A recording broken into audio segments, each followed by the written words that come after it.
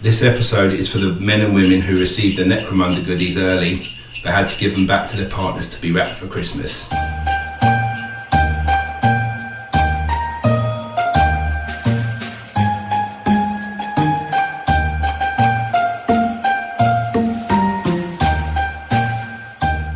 Welcome Underhive scumbags to episode 3 of Chronicles from the Underhive, the Necromunda and Post Apocalyptic podcast.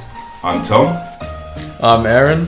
And I'm Michael. And today we have a huge episode for you guys. Before we get started, there's a few things we need to explain before we get going into the segments. The first one is that we have a competition going on. We were very kindly given a foam tray from Battle Foam, which is the new Necromunda tray that they have out. It's designed specifically for the board game, and it actually fits in the box itself. Pre-release at the moment, but it's going to be out very shortly, and it's perfect because it fits the cards, the models, the walls, the barriers, the tokens, the actual trays, the cardboard tiles fit directly underneath. It also fits into their so the large tray fits into their pack 352 bag, and then there's the individual tray, foam trays which are going to release that will fit into their pack minis. So you can bring, if you have maybe 3 or 4 games, you can bring them all in one go, and they'll also be able to slot into the Necromunda box, which is how I'd probably bring it along. But it's very cool. I know you guys have seen it as well. Yeah, very nice. I mean, it was really kind of them to send it to us. It's going to be based on a competition that we're going to have. Currently, our Facebook group has 300 members. Yay! Thank you, everyone. We're going to do it we're going to set a target of 500 people that have joined the group. So once 500 members have joined the group, we'll then be able to randomly select one of the members who's going to win that foam tray, and we'll get that to them as soon as we hit that 500. Yeah. It's doing really well at the moment. We're going to speak a bit later about some of the stuff that we've seen that's caught our eye, because there's been some really cool stuff that you guys have been creating at the moment. So we've posted those pictures on the group, but I will post the thing about the actual competition, so it's set in stone for everyone to see. But thank you for Battle Foam for giving us those. I mean, the foam tray is really cool. That's how I got all the stuff to the in-laws today to do the recording, and we've played our games, which we'll discuss later. My models all came out perfectly safe. Yep. Even if, my models, I've only got 2 of them, which are the ones that came with the game, and all my other models, which were different sizes, all fit in there fine. They all came out perfectly fine, nothing got damaged. I think the way that I would approach it, although it's been designed to fit everything you buy in the box game, so you get your Escher gang and your Goliath gang goes in it. For me, I'd probably use it as a takeaway thing to go to someone's house or a gaming club to be playing it. So all I'm interested in is putting my gang in. So as the game progresses through the campaign system and you get up to 20 models in a gang, then it's still going to fit in that foam. It just means that you just take your one gang, all the scenery components, the cards, your rule book, and the tiles, and it's all nicely protected. I think it's a good idea. Yeah, and I think it's really cool how the terrain kind of goes in the deep filled foam box, which will always kind of stay there, and that fits in one bit. And then the tray, which has the models, kind of is slightly thinner to allow the cards for the actual game to sit underneath. Yep. And it just literally fits perfectly inside the box. A really clever idea. But yeah, so it's for 500 people as part of our group. We'll randomly select someone, and you'll get a free tray. I mean, they're really cheap. It's £26.30, so £27 essentially, and that's the UK one, because I know they've got a store or a distributor US here now. store, yeah. But obviously they're a US company, so however much that is in dollars as well. Yeah, well, they can keep the price down because they're not actually providing a container for the foam to go in. They're utilising the box that everyone's got because you've bought the game. Yeah, I think they're in Southend, aren't they? That's Yeah, where Romeo's set is. Yeah, I think so. Yeah. Nice guy. I miss the 40k podcast, the old crew. Yeah, they were a lot of fun. I used to do that as well. Used to love the fact that he used to hate how unaerodynamic all the space marines were. But yeah, no, I miss that. I miss all the that banter and podcasting. stuff. Yeah. So, yeah. But so one more time, thank you to you guys from Battle Foam, and we will, as soon as we hit the 500, that will be out on our podcast. The next bit is we need to discuss about the possibility. I've been speaking to Andy Hoare, who's one of the main guys in Forge World, who's been doing the Necromunda game. There is obviously so many people who are producing podcasts and bits and pieces, so they have to have a sort of level as to how serious the podcast is before they can have interviews, which I completely understand, because I mean anyone can make a podcast. Yeah, exactly. We're making one for a start. What the hell do we know? So if you can help us out and go on to things like iTunes, and if you do think we deserve a 5-star review, if you can put one on there, it just really helps put it out to everyone else. So the more downloads that we can get, then the more likely we are to have those sorts of interviews, because I think it's really interesting how it's now that we can start interviewing GW, which obviously is a new thing since they've started getting into the community a bit better. And it'd be really cool and especially if I know that interview's been arranged, I can start asking questions from you guys as well and still have you as all part of the community. So the more you guys can contribute for us, the more we can do for you guys as well. Yeah. So I will put another reminder out at the end of the podcast. So if you can just find us on, I know that if you have subscribed, you do have to then go back in and search and go back in and do the review. But if you can find the time to do that, it'd be really helpful. Yeah, so that's it for that one. I mean, we've been really lucky this month, and very lucky. We've even got a delivery from Promethium Forge, which is an MDF terrain making company in America.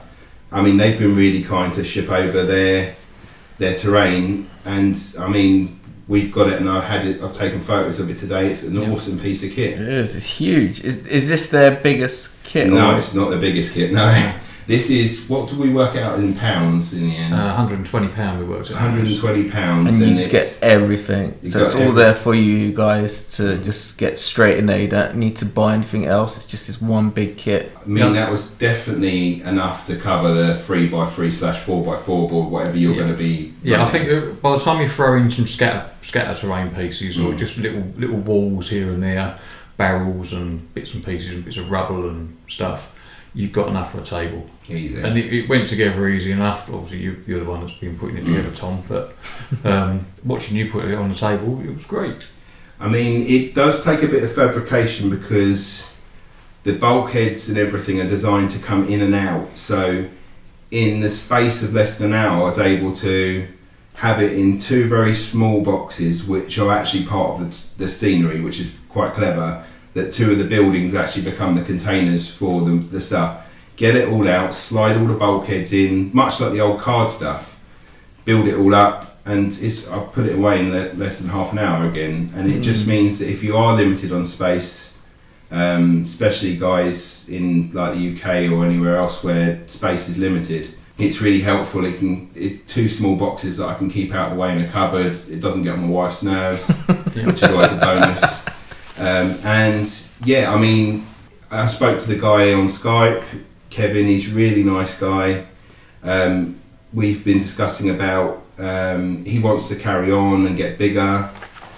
What I'm going to do is on our Facebook page, I'm going to put up a post asking for your guys' ideas, and it will just be for that post itself. So if you have any ideas of things that you might think would look cool or you'd want an MDF terrain, it's just so that he's got a general idea of what to aim for. And again, it's us. If we want to contribute, it means that we're getting something that we'd be more likely to want. So I know I've put in the fact I love billboards. I'd love to see a couple of MDF billboards. I know some other companies do them too, but it's just to have that extra option for everybody. Yeah. Well, the thing is, when you're committing to buy a set of scenery from somewhere, then while you're there on their website, and if they do some other little bits and pieces, that's the way they can encourage you to spend that little bit extra and buy those couple of things while you're there, and combine that with the shipping that you're going to be paying anyway. And I mean, they do the MDF things where you put the drinks can in the middle. Yeah, I think that's brilliant. Yeah. For me, the problem with MDF terrain generally is that it does tend to be boxy and square. For the majority of Necromunda scenery, that isn't an issue because you want rigid bulkheads, you want flat surfaces at multiple levels so you can move all your guys around, and paths and walkways. So squareness is fine. But just to put cylindrical objects within the terrain, I think it's just inspired. I think it's a brilliant way around the squareness. I was wondering what those... Yeah, they sell the MDF and then you just drink the beer. beer. I was wondering I was like, what the hell are those? Yeah, no, it's just a drinks can. Oh. And then there were ones, because I made a mistake, I was chatting to him and I thought, oh, you've got some Pringles ones as well, because they were really hard. But all it was just two lots, on top of each other. I mean, being slotting and the way that it is, it does take a bit of assembly. So the bulkheads, they need a bit of gluing with, because you need to slide the bulkheads into place. Yep. So there is a bit of a process. I mean, it took me 2 evenings, so it wasn't too much. Just popping them out, gluing them in, and then waxing the area where the runners are going to run into, so where the bulkheads slide into place. And that's it, really. I'm going to start painting it as my project for next month. Yeah, nice. And yeah, hopefully I'm going to be doing a chipping method with hairspray. So I'm going to undercoat them, spray the rust colours on already, spray it with hairspray, and then spray it with silver, and then start chipping away. So if it comes out really well, it can be something that we can discuss in another podcast about how to. Because I know we spoke about terrain and where to get it from, but we haven't really gone through any processes of how to. Because I heard there's a sort of process to painting MDF terrain because it's quite porous. So as soon as you start hitting it with an airbrush or a can, that paint gets soaked into the MDFs. And I've heard people say that you have to treat it with PVA glue first. So you put that kind of initial surface down, and then you. That's what a couple of my friends were saying on a group, messenger group that I'm on. You kind of have to prep it with a bit of watered down PVA first. I mean, I'm more than happy to do that. It's just an extra process. It's no different to what you do if you're decorating your house and you've had your walls or ceilings plastered. You'd normally do a ceiling coat on that with watered down PVA just before you put your paint or wallpaper on. So if in doubt, I'll just buy a cheap builder's tray and then just put all the stuff in it, give it all a watered down with the watered down PVA, and then I'm off from there. But yeah, so I'll be putting pictures of that up. Thank you, Kevin and Promethium Forge.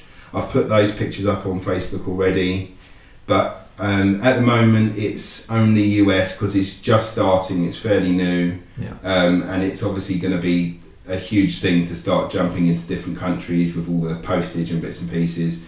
So you American guys, you're very lucky at the moment. You've got mainly the only access to it, unless you can get a couple of people together. I mean, you can just send a message on the Promethium Forge page on Facebook. Kevin's really quick at replying, but you do have to spend a fair amount. So if you know there's a couple of guys, or you're in a gaming group and you'll want to chip in, then you can cover the postage. Send them a message and see if you've got enough to cover that. So just be in mind that if you are just buying it for yourself and it's not a colossal order, it's going to be US only, which is why we're lucky to get it over here. It's going to be pretty low priority for him.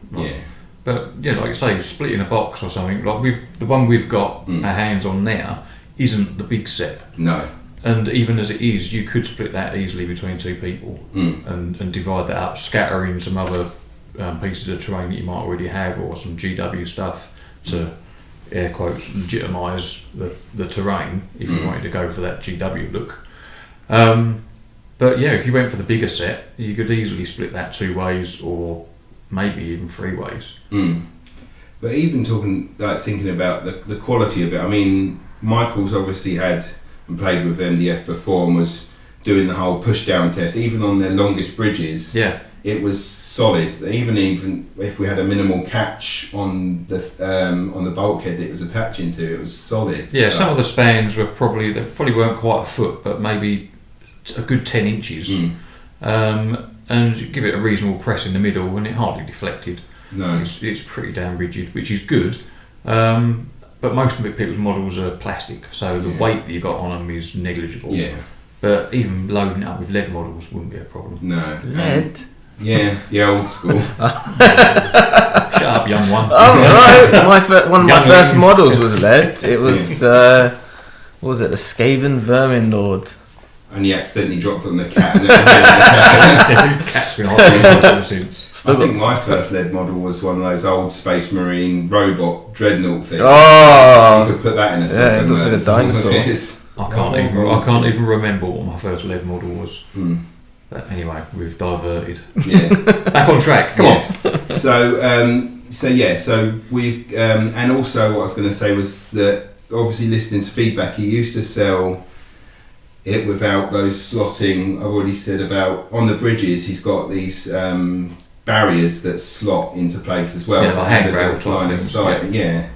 And before, when he had released it, it didn't have any of that, so it was lots of open areas, links between, and all it took was the community to say that no, we need some line of sight blocking, we need some bits and pieces, and that's part of the kit now. So he is open to listening. I mean, I've suggested something else to do with the two containers in the way that one of them, I think that one of the panels needs to be inverted the other way round.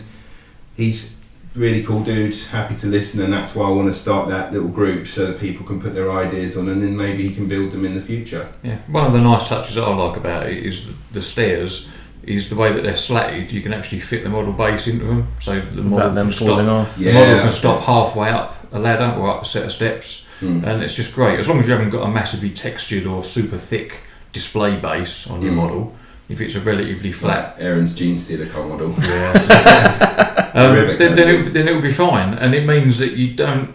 If you want to fudge the rules a bit, where you say I want to move my move distance and I'll be halfway up that ladder or halfway up that set of steps, you can do it. The model will just sit there all day long.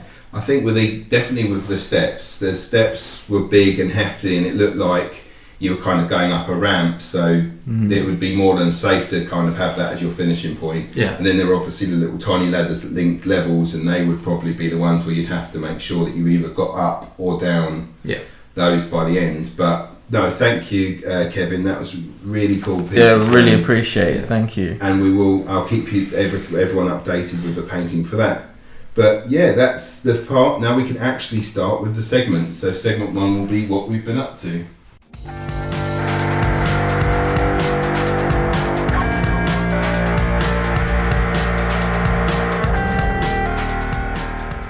Welcome to segment 1, finally. What we've been up to. So finally, you won't be listening to my voice for a second. It'll be one of the other guys. So anyone want to join in? Yeah, I'll go with this. So really, what we've been up to, let's encapsulate the thing that everyone's been up to at the moment, which is diving into the box set. Unless you're unlucky enough to have to do it again for Christmas. If you've got a wife or a girlfriend. Trevor, who else? I'm trying to think of all the others. You. Sorry, guys. Or if you manage to be lucky and sneak it out of the house to come around and play some games with your friends without the wife knowing, that will teach you not to wrap it up. So, the box game, I think it's got everything you need to play. There's been mixed feelings with people with the 2D-ness of it all, but we kind of knew that going into it. The way that GW leaked all the information and bits and pieces, everyone was fully aware and got all their rage out of the way, I think. Yeah. Some people, if you don't like it, you don't like it. If you're willing to give it a go, then give it a go. I've been trying and diving into it just to get my head around the rules. Like I said before, I haven't played Necromunda for years and years anyway, so it's not like I've got edition bleed where you kind of get different sets of rules all mixed up in your head. I'm not really coming from that direction. I'm coming from a new perspective, which is quite refreshing because it feels like a new game. I'm really glad that you did. Michael was definitely the rules guy for this. He's definitely researched the rules way more than me and Eren. We'd have just been staring at each other blankly. So thank you, Mike. Yeah, well, that's all right. Well, I was lucky enough the other week to have my gaming buddy come round and managed to get 3 games in there. So we blundered through the rules, effectively what we've done today with you two guys, just to get a couple of games under your belt, just to see what happens and see how your games perform. Yeah. And I think it's worked out really quite well. I mean, we all had 3 games total, so we all kind of alternated round each other and had 2 games each. It was a really cool game. I enjoyed, even though I lost both games. But there are certain mitigating circumstances which we won't dwell on. Oh, well, I'll definitely be discussing games later on when we discuss games played, because he is a big cheating cheaterson. Just got to do anything to win. Got to get that win ratio. Got to get that win rate. 100%. Shocking behaviour. But yeah, the contents of the box, the models, because my box has been packed away for Christmas, sort of. I haven't done anything with the actual models themselves, but what I did do, knowing that these 2 guys were going to be attempting to get their models painted and assembled and stuff for the our first outing on the boards, I said that I would do the terrain. So my focus was just on the bulkheads and the doors, and the barricades. So that was good. That was good for me. I mean, they're really cool with the rust and everything. Yeah, I managed to learn a new painting technique, which was good for me because I'm such a lazy painter. I spray something, I choose a colour, I paint it that colour, then I throw a wash on it and call it done. That's my normal limit. But with these, I thought, well, you know what, Tom's and Eren are both good painters, so I've got to try and up my game a little bit. That was really cool. Yeah, appreciate you doing those. For us, I put a post on our Facebook group just to try and get some input on how to go about doing something. I had a rough idea of what I wanted to do. I wanted to paint the metal bits silver, and then just add rust.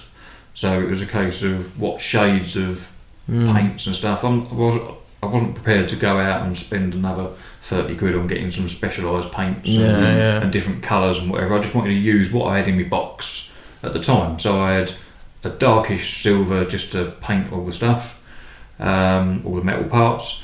I picked out another colour for some insert panels because I've seen other people have been putting blues and reds and other colours just to try and break up the metal. So I did that. I was some sandy colour, and then it was just a case of putting a wash over it, which I've done a combination of blacks and browns, just to try and make it look dirty, which worked, and then using a sponge with some brown and some orange. And that's essentially it, and it's come out really well. Come out really nice. The only thing I'd like to do to finish it off is to do some like OSL effects around the lights, because there's some bulkhead lights on some of the panels. But the only trouble is I'm struggling to find any sort of tutorials on how to do that doesn't involve using an airbrush. Airbrush is hard. So I think I might have to just park that idea until such time as I do. You can use a lot of thin paints, but it does take a while to build up those layers. I just think I'm going to end up ruining what I've done. So I might say the lights are off. Yeah, exactly. So you don't really need to go out there and spend a lot of money on pigments and all that kind of fancy stuff. No, definitely not. I've managed to achieve something that looks perfectly acceptable, and to be fair, could be added to if I wanted to add some sooty bits. I could add some black sort of scorch marks and whatever I want. One guy on our Facebook group posted some pictures of the bulkheads he'd done with a load of graffiti on it. Yeah. And that looked fantastic. I can't remember what the guy's name was, so apologies for that. But it was great. Have you seen the Goliath one with the no girls allowed? Yeah, that was what I was just brilliant. I think if only I could do that. I had enough trouble writing the names of the models on the backs of the bases. That was hard enough. Yeah, I'm trying to think of doing that same sort of thing for my Eshes as well. Like boys stink or something like that, written down the side. It works. Yeah, no, it's great fun. So that's pretty much what my sort of hobbyness has been up to, and playing some games, which is great. Wicked. The only other thing that's not Necromunda related is I cobbled together a mutant warband for. This is not a test. Oh yeah. I saw you post some stuff up. Yeah, so that was using my Gene Stealer Cult models. I just picked a random handful from the garage and said they're mutants. They've got extra arms and funny heads. They'll work perfectly. And then I made a warband, but I haven't used them in the game yet because it's all been about Necromunda for the last week or so. Oh, sensible. Yeah. You've got to play for the masses, haven't you? Oh, Gene Stealer Cults are perfectly. Yeah. Everyone's been using Gene Stealer. So what you been up to, Eren? Oh, it's been a busy month. Well, what have I been up to? So work, I guess, no getting away from that. So it's been a really expensive month for me, what with Tyranids and Blood Angels coming out.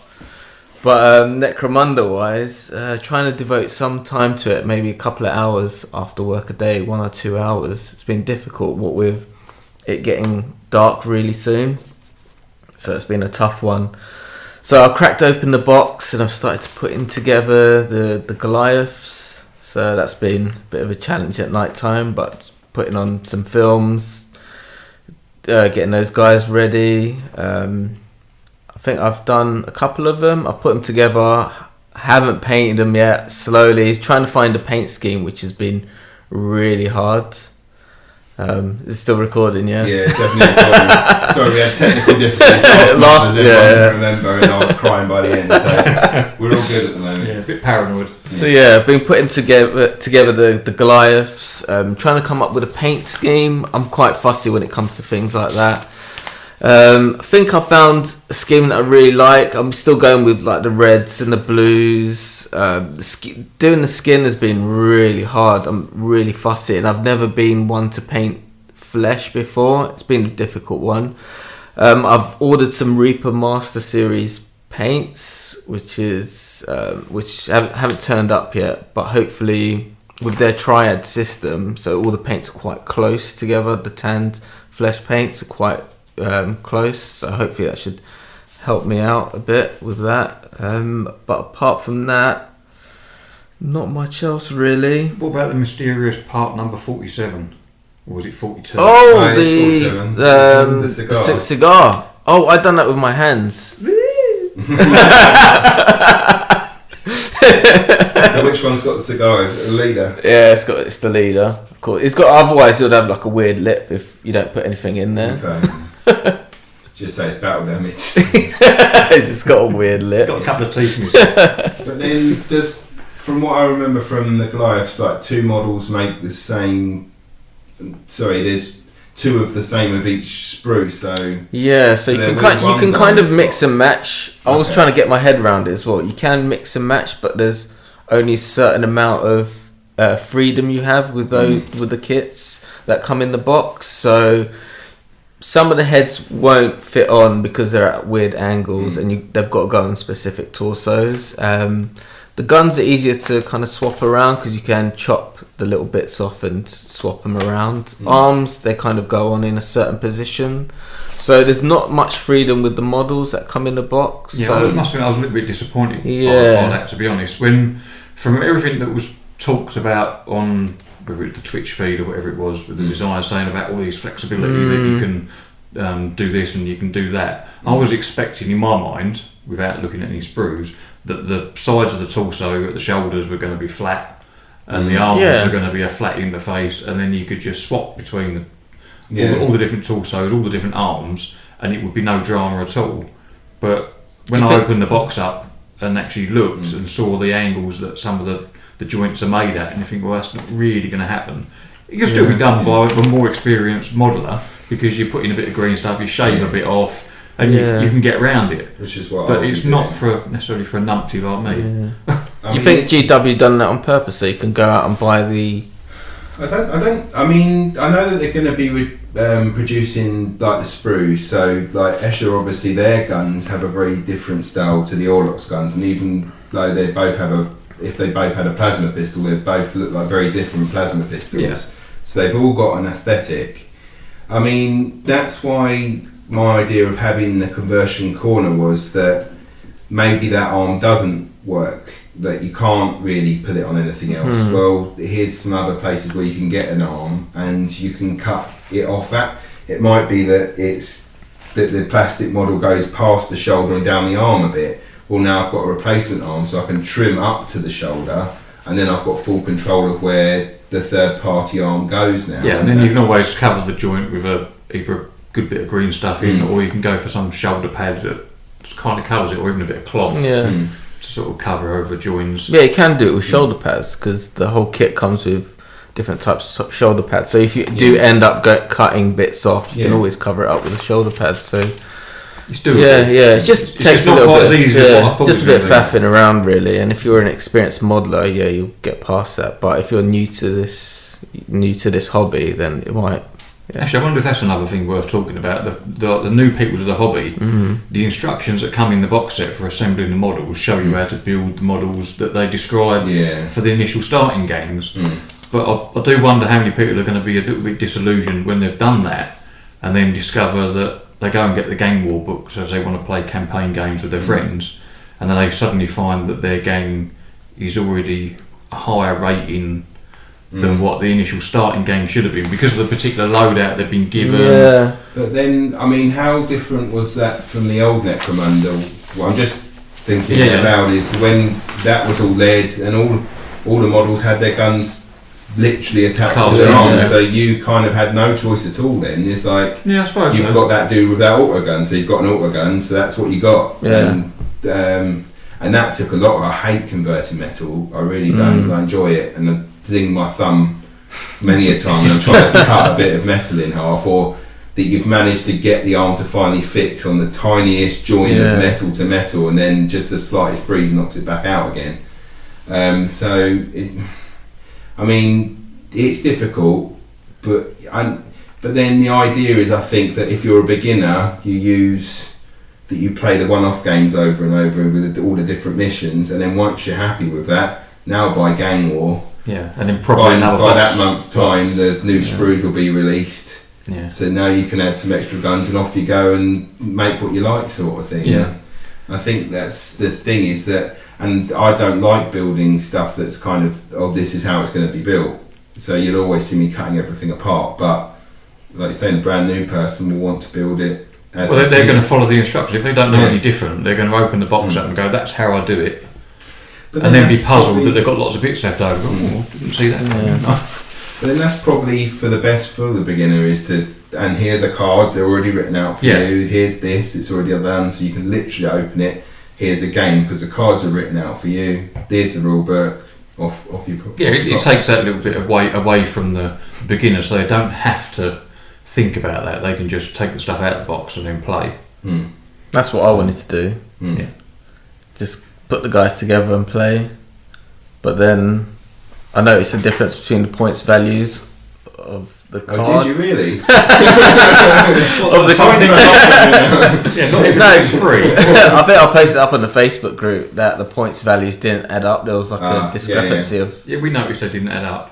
Yeah. So I don't know if it was the book or the cards, or I didn't understand what was going on. Well, the one-off game, the gang is actually 1,500 points. I think the idea is that it was like I was saying with like a football analogy. There's Gang War, which is the campaign where you'd start with a lower league team with less points, less weapons, less bits and pieces, and you'd work your way up the league, fighting, getting money, buying stuff, and working your way up. And that's why those weapons and stuff are a lot lower. Or you can jump straight in the Premier League and have a 1,500 one-off exhibition game with a friend. It doesn't matter what the points are. These are your guys off your plonk, and I think that's just like. And I think then when you're reading those, I think that's why it gets a bit confusing. Is that one's this is this many points, or this is this. Yeah. And so I think it's just like, well, are you playing a one-off quick game? Then use the rule book. Are you playing the campaign? We'll use the cheaper stuff. I wish someone told me that, because I found it quite confusing being new to Necromunda. I didn't know what book to look in, where to get my stuff, or just found it a little bit confusing. It's all a bit all over the place, unless you guys say, you use this for this, and this is only a start set, so don't take the points values for face value really. I think the main bit is Eren forgot about the Facebook group. He could have just asked a question on there. Yeah. Who knew? Yeah. So, any more, Eren? No, it's just been a really busy month for me leading up to Christmas, but now I'm off. Can dedicate more time to the hobby. I've got 3 weeks off, so it'll be a lot of painting, so I'll be getting some more stuff up on the Facebook group, hopefully my new paints arrive. I'm really into my paints. Don't think they'll make me paint any better. I don't really need to. No. I buy a lot of paints from different manufacturers. I've got Vallejo, GW, P3, and the first time I'm using Reaper Master Series, and as I was saying, they come in this triad system where you've got a base paint, a shade, and a highlight, and that's sort of kind of what GW does with their paints as well. So it's all there for you, and it says what it's gonna do. So it's great for new starters as well. That their kind of paint system. I mean, it does what it says on the bottle. And what else? That's me really. I am impressed that you weren't a fan of Paint and Flesh and then went straight to Goliaths. I know. I'm used to painting Tyranids, so I paint them all in like crazy colours, like purples and pinks. So that's fine. Collect Blood Angels, so that's just red. The only sort of flesh I've had to paint was my Gene Stealer Cult, and they're sort of like a pinky off colour kind of look. Whereas Goliaths, I think I'm going for this kind of tanned flesh look. Your dream man, basically. Yeah, my dream man. So these guys have been out in the sun all Big, day. nasty, Tanned guy. Yeah, so obviously maybe volleyball. So yeah, it's like a tanned look, and should do them slightly more red on the front than the back. So where they've got like radiation burns from the. Yeah. I might put like face paint or some tattoos. I'm still trying to come up with a scheme. I've seen some really good ones on some of the groups. So yeah. Wicked. So then it's me then. So I completed my Escher list ready for the games today. Only 2 of those were with the models that came with Games Workshop. So in theory, out of all the games we played today, with all the different gangs, we had 4 different gangs. 2 models were based on the models that came out of the GW, which just shows. I mean, you can literally use. There was Gene Stealer Cults, we had Orcs, we had the Cultists for the Kaldor models, and then mine were mixes of Dark Eldar, Witches, and bits and pieces. So yeah, none of it looked wrong. No. I think. And I mean, all you got to do is pick the rules that you thought were best, and Cultist, Kaldor, a lot of people were doing that anyway. Yeah, it's the reason I chose that particular house. It wasn't because it was my favourite from back in the day or anything. It was just, right, I've got a metric ton of cultists going spare in my garage. I dug out a load of them, had a quick read through all the fluff for each of the houses just to try and see if any of them fitted in, and Kaldor seemed to work in that they always had their faces covered and stuff like that, and I think, right, well, I can sort out enough models that have got all their faces covered in one way or another. That fits the theme.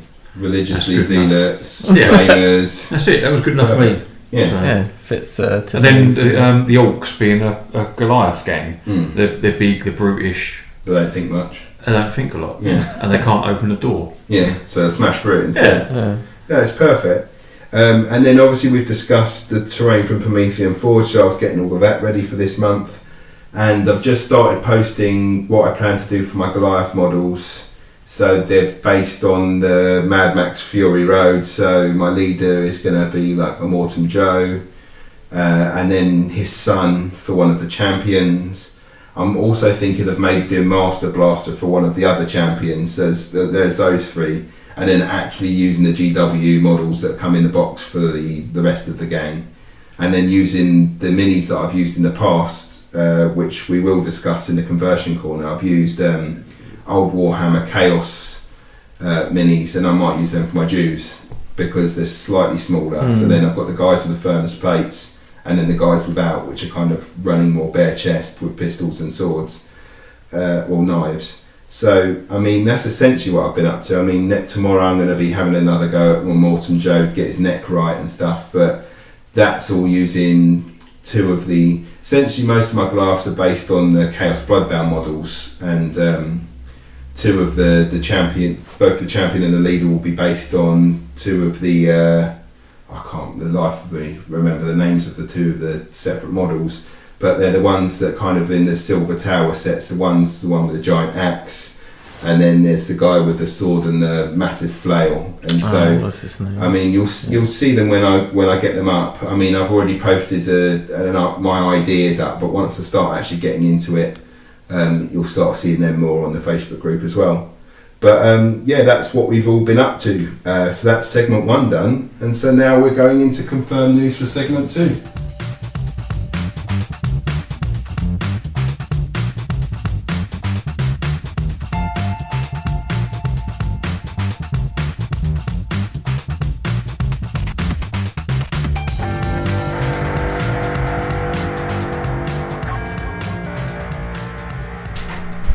Welcome back to section 2, which is confirmed news. We've seen a couple of new bits. The Orlok models, from what I understand, they're coming out in February. Yeah, they look pretty good. The photographs that have been leaked, I think, was it Black Library Open Day or something or other, One World? Yeah. They was in a display case, as well as all the other photographs that have been banded around the interwebs. And the models look really good. I wasn't particularly interested, once again. I'm a sucker for a lovely photograph. I wasn't particularly interested in collecting another gang, but I could be tempted. I'm going to try my hardest not to, but I could be tempted. And we can see each of them have like a theme. So the Eshers had the kind of poison and the last weapons being cheaper, and the Goliaths having all of the mean, hacky, smashy toys. Yep. And the Orlok seem to be very auto pistol heavy, and obviously with that massive harpoon gun. Yeah, it's just no about one a bit of really interest. knows how that works yet. Whether you harpoon and drag someone them, off, or can you create a line that allows you to slide from one place to the other? That'd be awesome on 3D terrain. Yeah, but we don't know. We don't know yet. It could just be that if I have a massive harpoon that goes through 3 or 4 people at one, like, we just don't know. But the Orloks do look really cool. They should be out in February, like I've said. So next month we're talking about the Ashes for January, and perfectly Orloks will be out in February. So They've got this kind of biker gang kind of feel. Yeah. What was the show on TV? Oh, my brain's literally just gone blank. Sons of Heresy. Sons of Heresy. Well, So they've got that kind of look to them. Not my favourite looking, but Not enough skin. not enough skin. Is it yeah, the Sons no. of Heresy now, or am I thinking of the podcast, The Sons of Heresy? Oh, I don't Now, know. someone else is going to have to talk. Oh. I quickly researched it. There's Everyone no live carry on. Googling. No, Sons of Heresy is the podcast. Yep, so then What what's is the TV show called? TV show We don't, is we don't watch TV, we're gamers and hobbyists. don't have time for Anarchy. Sons of Anarchy. That's it. Talking about Sons of Anarchy, Mad Robot do a headset. They sell loads of really cool personal sort of head swaps. They've got one for all the Predator models, and they look really like the there's an Arnie one, there's the Indian guy, the Native American guy, there's Jesse Balboa, Jesse Balboa. Is that his real name, isn't it? Jesse Ventura. Jesse Ventura. Jesse Balboa, I'm mixing everything up. There's a mix of Jesse Ventura and Rocky. The listeners are going to be screaming at their headphones. I don't know what's happening. And then speaking about, they do the Sons of Anarchy heads. They've got like special action hero ones. They've got like a Bruce Willis head, Nice. and they look really like them. It's really cool. So if I am going to do Warlocks, I fancy a Sons of Anarchy. But again, it's an American-based one, so you need to spend a certain amount of money before the shipping drops down. So if you've got an idea of ones you want, find someone else who wants some themselves and save yourself on the postage, get it all as one lump. But they're really cool. So that's Mad Robot. A Mad Robot. Okay, Yeah, nice. they're really cool. And we'll put something on the description Robot. of this podcast when we release it, or even on the Facebook group. Put some links or I something. think on there. they've come to salute. No, I've asked, actually that was one of the things I've asked them whether they were going to go to Salute, and they said they haven't done currently because they're, again, it's like the Promethium Forge guys. They're in America, and you've got to get a certain amount of knowing that you can get a certain amount of money before you start being brave and branching out into other countries. So they do say that if you spend a certain amount, you get the free postage. So pretty good. You just got to jump in on getting enough to make it worth their while to get it over to you. And then there's obviously the Necromunda Gang War Book 2, which has the Orlocks. There's the new tiles, which add a bit more hazards to the 2D terrain, and has the ability for the hired guns. So you obviously the Gore Half-Horn model that's been released, and then there's the new Hive Scum models. There's 3 of them. Like there's the Eshery sort of one, there's a bulky sort of one, but they all look really cool. Yeah, I'll be interested to see the rule and sort of stats that go with those once I get the book in my hand, because I probably won't be getting the models, so I'm not that struck on the Beastman looking model. I know it's kind of harking back, but I'm not really that struck on it myself. So I'll probably end up making something that fits with what I've got. Yeah, I'm not too keen about the Beastman guy. It's a bit too fantasy-like for me. Okay. I mean, I know that I'm not going to buy the original one. I'm going to kit bash my own myself. I can't help it. But mine might not be Beastman. Might be more scaly, sort of slightly mutanty sort of guys. Yeah. And the idea being that they seem quite cheap. They're not like a bounty hunter. I'm a couple of guys down and I have 30 credits. I'm just going to buy this guy and I'm going to put him kind of at the front and he can take the shots, because by the end of the game he's not going to be part of your gang anyway. He doesn't gain the experience and bits and pieces, so get him at the front, and let him take the shots. But yeah, that's all we really have for the confirmed news. So that was a nice quick one. But now we're going into segment 3, which is the showcase, and this month's showcase is the big boys, Eren's favourite, the Goliaths. Yeah.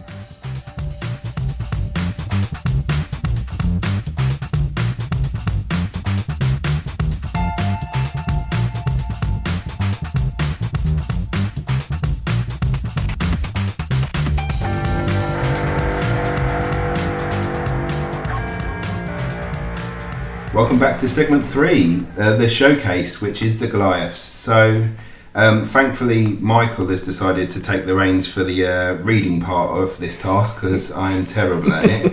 You haven't heard nothing yet. So we thought it'd be good to see, to explain what GW have written in regards to the Goliaths and how they are and bits and pieces before we actually start going into their trademarks and bits and pieces. So, okay, Michael. If you're sitting comfortably, I shall begin.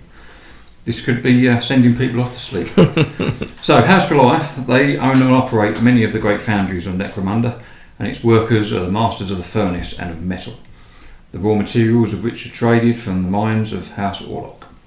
The house values nothing higher than physical strength, and to this end breeds its workers with like prized cattle in an effort to create the strongest, toughest and most unthinkingly loyal workers of the furnace in the galaxy.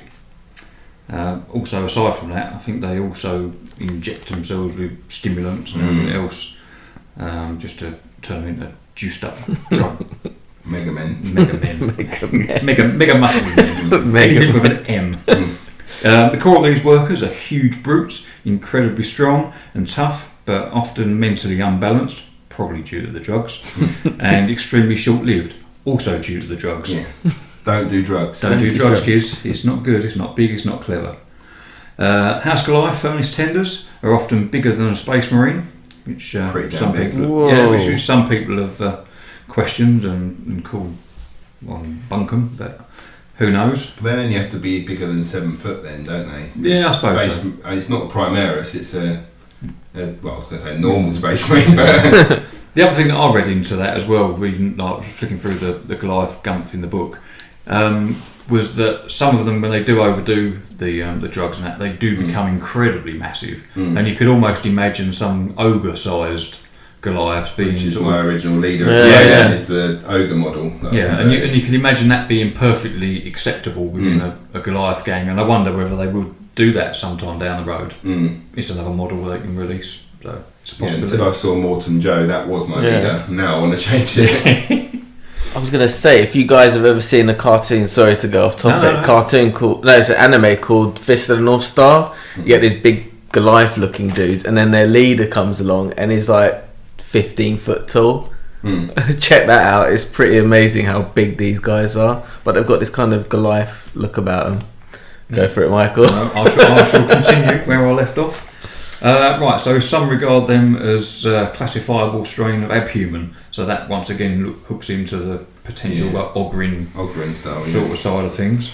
Subjects of the House Goliath consider the hivers of other houses to be soft and slack, damned Eshers and their crazy chemicals. In truth, all hivers are naturally robust, being inured to the toxins and deprivations which they accept unquestionably as part of normal life. The Goliaths, however, take a stubborn pride in their gene-crafted ability to endure hardship. The other houses see Goliaths as barbaric, who knew, unsophisticated, who knew, and unpredictable, yeah. Especially when they're taking extra weapons. Yeah, extra shotgun shells. Goliath institutions, such as the Fighting Pits and the Feast of the Fallen, Do nothing to dispel this impression of a violent people, inimical to their neighbours. Well, that was way better than I would have done. Yeah. it. Inimical. Oh, no, it didn't record. Only joking. Oh. It did record. Thanks for that. Inimical. Reading for 5-year-olds is now over. So essentially that goes into obviously the 3 features of a Goliath, which obviously is their colossal size and muscles, their mohawks, and their fun for carrying massive weapons. Yeah. So, and generally one in each hand or an even bigger weapon. Yeah, it's kind of repurposing. They're trying to emphasise the industrial nature of the fact that they're the grafters at the fire pit, for want of a better thing. So yeah, they're repurposing their industrial equipment and weaponising it. Yeah. So Giant rivet cannons and stuff. yeah, I wonder what a Goliath does when they go home. They don't. Smash they just things. work. Oh, does this work? Well, all I'm day? just guessing they just work. But it's like in The Simpsons, where it's like we work hard. Yeah, we play hard. They're trying to simple everything start dancing. That's why I see it. Yeah, when no one else is looking. Yeah. You put it down, the lights come out, the balls come out. That's why Eren loves them so much. Yeah. Right. yeah. So I think as long as you can tick those boxes, if you're trying to create something, rather if you're not fancy using the Goliath models themselves and you want to convert or do accounts as, I think as long as you kind of tick some of those boxes, then you'll get away with it. If you've got a big, strong model that's pretty muscly, which is why I went for an orc looking thing, that kind of works. I've seen people using the ogres from the Blood Bowl game as well. Well, ogres will work because they're big, muscly, and okay, you're going to give yourself a little bit of a disadvantage if you've got massively taller models from a line of sight perspective when you go into the 3D games. But for the 2D tile games, it doesn't matter a jot, really. Yeah. My one's a mix of ogre and ogrin. I know that there's some that have just done ogrins. The world's your oyster. It's just someone who's overjuiced but survived the whole process. Yeah. I think that's the great thing about Necromunda is you don't have to use the models that, from GW, you can use whatever you want. I wonder if that's partly because there isn't the major competitive tournament scene that you get. It doesn't lend itself to that, not in my mind anyway. It lends itself to being a game you play with a bunch of mates and you do your campaign thing. You run that for however long your campaign lasts, then you reset and you go again. Yeah. It's not the sort of thing where you go travel halfway across the country to go and play 300 people that you've never seen before and then expect to come out as top dog. Yeah. Yeah. So there isn't that requirement to conform exactly to a set pattern. You just go do what you want. Yeah, and then there's the difference between the old and the new sculpts. So the new GW sculpts, it's like they're bigger, they're taller. They've got the furnace plates, which the old Goliath models didn't. No, they're never bonded straps and they're a lot more bare flesh, and the respirators. There's a few more. Like a lot of the guys kind of have it as part of their thing, so people are more likely to be inclined to give them respirators, especially now. Ashes are firing with the chem poison and toxin yeah. stuff, and there's a lot more poison grenades and bits and pieces. Well, I'm not sure there's more, but people are using them because the model's there now. The Ashes have got the chem flower, so I'm going to throw a chem at you. Yeah, fight chemicals with chemicals. Yeah, and when we finally played that correctly, it was pretty horrible. Yeah, but we forgot in our in my game, my first game, but the second game it was pretty horrible. Yeah. Something else I picked up with reading through the basic book on the fluff of the Goliaths. I don't like saying fluff, but I just did twice. Lore. I am the lore. I will say fluff 3 times. Is the stim injectors. I get the impression from what I read is that all the Goliaths have these stim injectors on them, and then they're continually topping themselves up, or whenever they need the extra boost, they've got it there. Although you can pay extra for your ganger to have it as a bit of kit, I've got the impression that all the models are going to kind of have it. Yeah, it's like they generally have an average level of chemicals which keeps the body going, and then you can just cram a monster drink into your body at the same time. Just to top yourself off. They've got that bit at the back, haven't they, where you can... They just cram a little extra bit in and off you go. But I've not looked at the actual cast to see whether they've they have actually modelled something. They're actually around modelled them. some sort of, like, I don't know, it's like a glowy, or I don't know, I'm going to paint it all green and glowy, but I'm guessing that's where they kind of get injected, or... Yeah, so I got the impression that all of them had it, and then obviously the bit of war gear that you purchase is in addition to what they would normally have. Yeah, so they're always juiced, but that's a bit extra. Yeah, just for fun. Yeah, double juice. Yeah, we're not endorsed by Monster Drink. But we've got an idea of the sort of the game style now, because you guys were running Goliath, Eren ran it twice, and Michael ran it once. So we obviously know they've got a higher strength and toughness than most of them, which kept them going pretty well. It makes a big difference at high strength and high toughness. If someone's trying to wound you on 5s, then and you're wounding them on 3s, then that makes a massive difference to how a combat or a shooting attack is going to go. Yeah, and I think where people were saying that the Goliaths were pretty strong on the 2D, I think it seems quite strong on the 2D if you can keep out of cover and you're going down a corridor, and a lot of the time you're out of sight, because if you're going down the corridor, unless you're directly in that corridor, you're not seeing that Goliath, so they've got all that movement where they're not getting shot at. But once you're on 3D terrain, and the walkway has an opening, you're going to start getting those shots, and you're going to have to start then relying on the toughness a bit more than you would have done. And I think that's when you are going to start noticing your Goliath getting pinned and then getting caught on the floor, and then all these bits and pieces, which is why they seem strong. And everyone's trying to 2D out first, because you've got the game, open it up, right, let's play the first game, right, let's play the second game, and you kind of want to get through a couple of 2D games before you go into 3D. And the problem is, you're like, oh god, those Goliaths must be tough then. But I think once we start opening it up and each of the gangs has their own thing, I think it will start levelling itself. Yeah, you just need to dissect each of the gangs really to see what their strengths are before.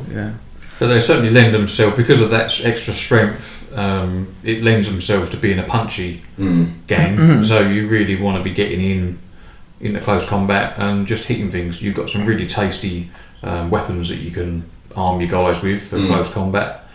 And you want to be facing your opponent, because your armour benefits from being attacked from the front. So you want to be the aggressor, dictating where you're fighting, rather than having some cheeky little sneaky person coming behind you and then either taking pot shots at the back of your head or stabbing you in the back. Definitely. And I mean, like you're saying about the fact that they're strong and stuff, obviously they've got the lower will and the lower intelligence, so they can't tech their way out of a door. They can't tech their way into an ammo box. They just smash through it. And I think that's another thing where perhaps the internet just fell into its own little whirlpool of rage with saying that like Goliaths are overpowered or whatever. Is yes, if you play those 2D missions, we only played the first one, so it's just a basic straight up kill your opponent type mission. There's 3 doors on that map, and you can open and close them at will. If you was to suddenly have the same 2 gangs but put the door controllers on there and give control of them doors to the Escher gang, and that Goliath gang has either got to go round the doors a much longer route, giving more time for the Eschers to plink them off, or they've got to waste their activation points getting through the door, trying to crack the code or trying to smash the door open. Suddenly that gives the Eschers a lot more freedom on the table to get round and outsmart them, really, or even single them out. And rather than getting caught in a big melee scrum, they can just sort of say, right, this is where the fight's going to happen. We'll have 3 of my guys against 1 of yours, take him out, move on to the next. Because the thing is, if I was in a kind of open corridor with a Goliath and he was kind of prone, if the doors could open easily and there were 2 doors either side and there were Goliaths either side, I'd be like, well, I don't really want to go, because one of them will open the door and the other one will just smash my face in. If I know that those doors could probably hold them over for a turn or 2, I can go over to the prone guy, knock him out and still leg it down the corridor. And I think, like I say, give the games a go, give all the games a go, give all the scenarios a go, and once it will start evening itself out, because these are fairly Goliath perfect games to start with, and they won't be further on, and they won't be on the 3D terrain. Yeah, they're shooting attacks, for example. Their guns are generally relatively short ranged.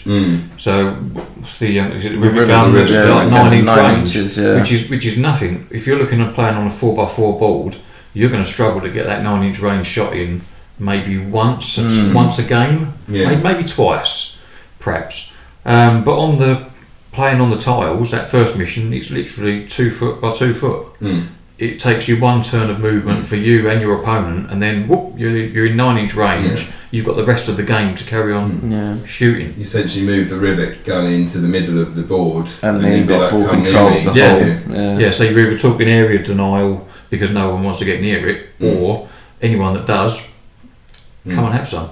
Especially when you can have another guy there. It's close combat based. It's like either you're shooting them from long range, and then all my other guys are just coming at you, or you come at me and I've still got someone to come in and take that hit for you. Yeah. But yeah, so and then there's the thing you've got to watch out is with the Jews. So the Jews do have the lesser strength and toughness. They're down to 3, which still technically is kind of equal to most other gangers. So still pretty solid. Yeah. But don't bomb them up the board thinking that they're gonna. No, you miss out on your armour for starters, don't you? And then,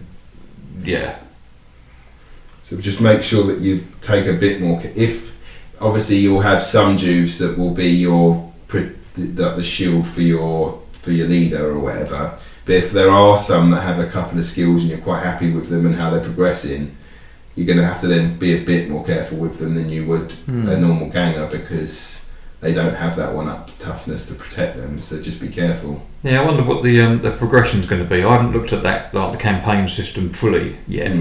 But with the Jews not having any armour and stuff like that, when you start getting some money in your stash and you're going to start upgrading equipment, are you going to think, well, I need to actually protect the guys before I make them more aggressive? So do you want to be looking for getting armour on the guys before you start spending money on on weapons and then getting killed? It's an interesting dilemma to have. But then once we start looking at the campaign, it might be that the trading post, the armour isn't a common item, so you'd still have to do a bit of work to get it. So you might only get 1 armour per time you visit, so you might only get the option to give one of them the extra armour, so it might be a slow process anyway. I mean, we just played the very basic games to start with, so we haven't broken down the campaign yet, which will be something we can discuss. So there'll be a segment in itself once we're at that stage. But for the moment, game style, before we go into the weapons and then obviously the skills, big guys, very tough, smash face, try not to get shot too much. That's essentially it. If you want a orky style, smashy facey, don't ask questions sort of gang, then Goliaths are for you. So we have spoken a little bit about the unique weapons. So there obviously is some weapons that the Goliaths have that the Esches don't have and aren't in the trading post, or if they are, they're more expensive for everyone else than they are for the Goliaths. So, I mean, there's things like the brute cleavers, which are essentially just big old cleavery axes, which have the ability to disarm someone on the 6-up. Yeah, I've not had that come off yet. I've got one of my guys who's got the brute cleaver, with the intention of using that disarm, because you think in an ideal world, you can run that guy up to your opponent's leader who spent loads of credits on some fancy combat weapons, and then you just disregard that, and all of a sudden that fancy leader is fighting back with their fists, and that's going to be of no real consequence. So you've got a power sword and a pistol. Well, now you just got your pistol because I've just cut your power sword out. Well, no, I think that they don't even have that. I think they count all their attacks as unarmed or whatever they call it. All of their attacks. Wow. I think so. I'm pretty sure. They count as unarmed attacks. Okay. Wow. And then you've got the fighting knives, which are essentially just the normal backstabby sort of knives. Yeah, but they're nice in that although you might be fighting at your strength, like your base strength, you've got that -1 to the armour. So you look at relatively low armoured models like the game against you. The Escher guys, you stick a knife in them and then it's -1. Goodbye. Even -1 is, everyone's wearing flak armour. Essentially. So -1. Goliath's back. But even the Goliaths with their furnace plates, okay, it's a 5 or a 6, but then you go into a 6. And everyone knows that a 6+ save, it's nice to pass it, but it don't happen very often. No. Imperial Guard players. And then the Spudjackers, which are essentially the wrenches, and they have a knockback rule. Yeah, the knockback was interesting. I didn't really appreciate the full extent of that when I first read through, because I got all excited about the fact that it knocks the models away. But it's the fact that if you can't move that model because they're against a wall or against another model, then the damage does 1 point of extra damage. Yeah.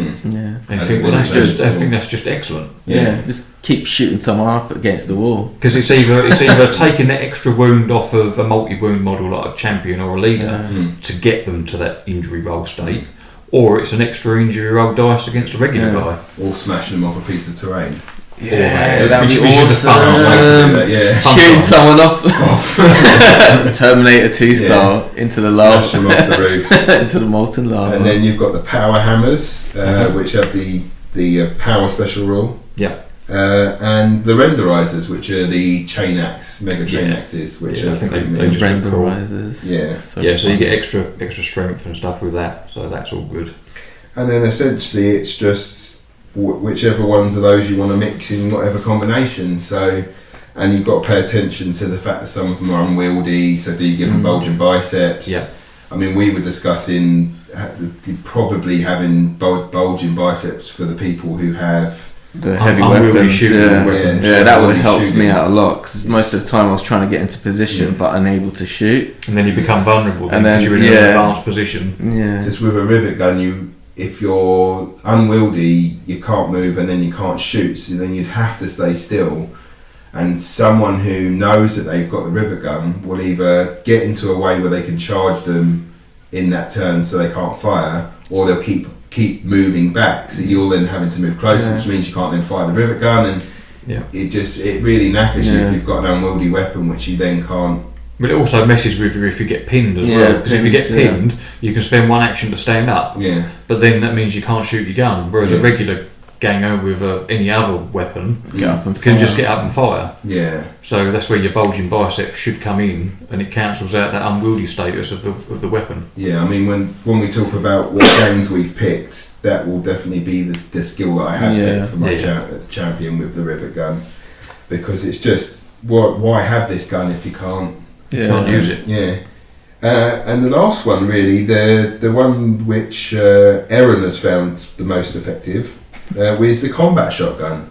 I mean, we've still got things like the stub. I mean, I'll do that when we talk about the gangs, about how easy it is to make a Goliath gang with the weapons. But the combat shotgun, which there's been a new type of combat shotgun, which the Eren pattern. Yeah, the Eren pattern, which automatically comes with the incendiary rounds.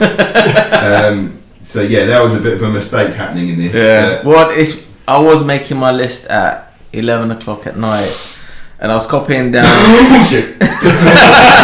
I was copying down all the rules of the guns on the cards, and then I was like, incendiary rounds as well, so I was copying that down as well. I was like, this is cool, it's got 3 ways of firing. So I was like, I turned it up, beat these 2 suckers. I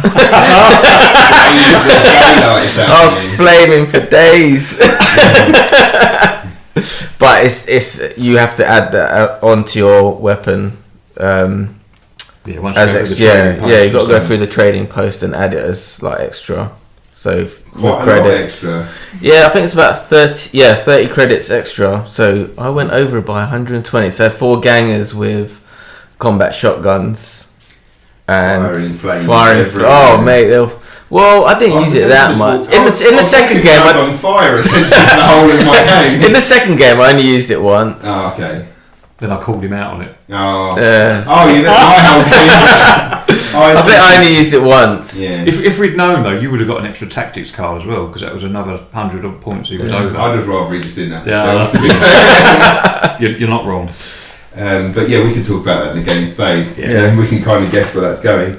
But yeah, again, it's all getting close, letting someone come close, smashing them in either short range blasts or hitting them around the face. Yeah. So one thing of note with the Goliath gangs is because their call value is really good. It means that you can pick and choose your targets. If you are shooting or want to shoot at someone further away, you're much more likely to actually pass that test and get what you want. Yeah. And even when it comes to like your bottling side of things, you're much likely to pass that as well, which is good. Yeah. No, it was quite nice part of that game where you could think that they do have that little bit of extra staying power that they're not going to run. When one of your guys goes down or out of action, then you pretty much guaranteed, well, say nothing's guaranteed, but you're likely to pass the test and not be worried about it. Yeah. And so then lastly, it's the skill tree. So the Goliath gangers will start with brawn and ferocity, and then their secondaries will be combat and shooting in the future. Like I say, I like the bulge and bicep rule, especially like I say with the heavy weapons, with anything unwieldy. Also, it's quite a nice skill to have with someone with a renderizer, because then it allows you to then carry a second weapon. Yeah, so you've got even more attacks when you go in. So I do like that one. When I talk about it in my game, I did struggle not to give everyone bulge and biceps, but I just thought that seemed a bit samey. So I did stop that with others, but with the rivet gun, I just thought definitely I'm gonna. I think it's interesting if you're the sort of person that's got the opportunity to play loads and loads of games, and you're frequently resetting your gang and starting over again. I think it'd be fun to roll randomly for your skills, and then do your weapon loadouts and stuff after that. Once you know what the model can do. Whereas I was working it backwards, and probably you was, where you start with a model that's got a particular weapon on it, and then you're thinking, right, well that's that particular weapon. What skill do I want that's going to help that weapon the most? Yeah. Whereas if you're working it the other way, and you're getting a random skill, which might not be your first choice or the most optimal of the skills, and then you can start to try and optimise them from there. Yeah. It's just another way of going about it. Yeah, definitely, but I just think I'd be a bit disappointed if I got a really pony skill, and then that was my boss, and then have to keep it. And it makes sense, because it can work in your favour, and then it can't. Well, I don't think any of them are particularly bad, the skills. I had a real sort of time trying to decide what I was going to put down as a skill for the guys, because they all had a little bit of use and got you thinking, well, actually it would be quite funny just to use that. So I think it's just interesting. But when you come to upgrade and you add new skills, you roll randomly anyway. And I think you just re-roll if you duplicate one that you've already got. I think just so eventually, choose your one and then you could be getting all of those skills, maybe not all, but you'll get 3 or 4 in that one category anyway. So it almost doesn't matter what you get to start with. Unless some of them are characteristic boosts that you get and stuff like that. Yeah, so you get a stat boost, don't you, as well? But then saying that, I forgot my Escher's one on both games. What, the skill? It's the I went for the leadership one, which allows you to send someone off to do another double skill. So instead of you taking your turns, you then give someone else. Wow, that's pretty good. So I could have, if I did remember and someone was prone, just go, well, that person's going to, it's got to be within range, but you could then send that person off to have another set. So your leader wouldn't go, but they could be on another level, not being able to do anything anyway, but you could send your other one off to do two more things, run over, stab them on the floor and take them out of action. Helpful skill if you remember. I was actually looking at that. It's pretty good. Double turn. Well, it's like so many of Games Workshop's games and other game systems out there. It's a game of remembering stuff, isn't it? And you can only remember all the stuff if you play lots and lots and lots. I defy anyone just to read the book once and then just know it all. You just can't do it. Well, I certainly can't. No, I definitely can't. So that is essentially it for the big boys, the Goliaths. Apart from now, we're going to go into segment 4. So we've all created our own Goliath gangs. I'm the only one who didn't actually play with their Goliath gang today. Oh. But I should have done, and I should have given them all combat shotguns. with the extra ammunition. But we'll see the little differences that we've got in them. So we will take a turn each in talking about what we've got, why we picked them, what special skills we did. And then if you guys like those ideas, then feel free to use them in yours. So that will be segment 4. So I'll stop right here.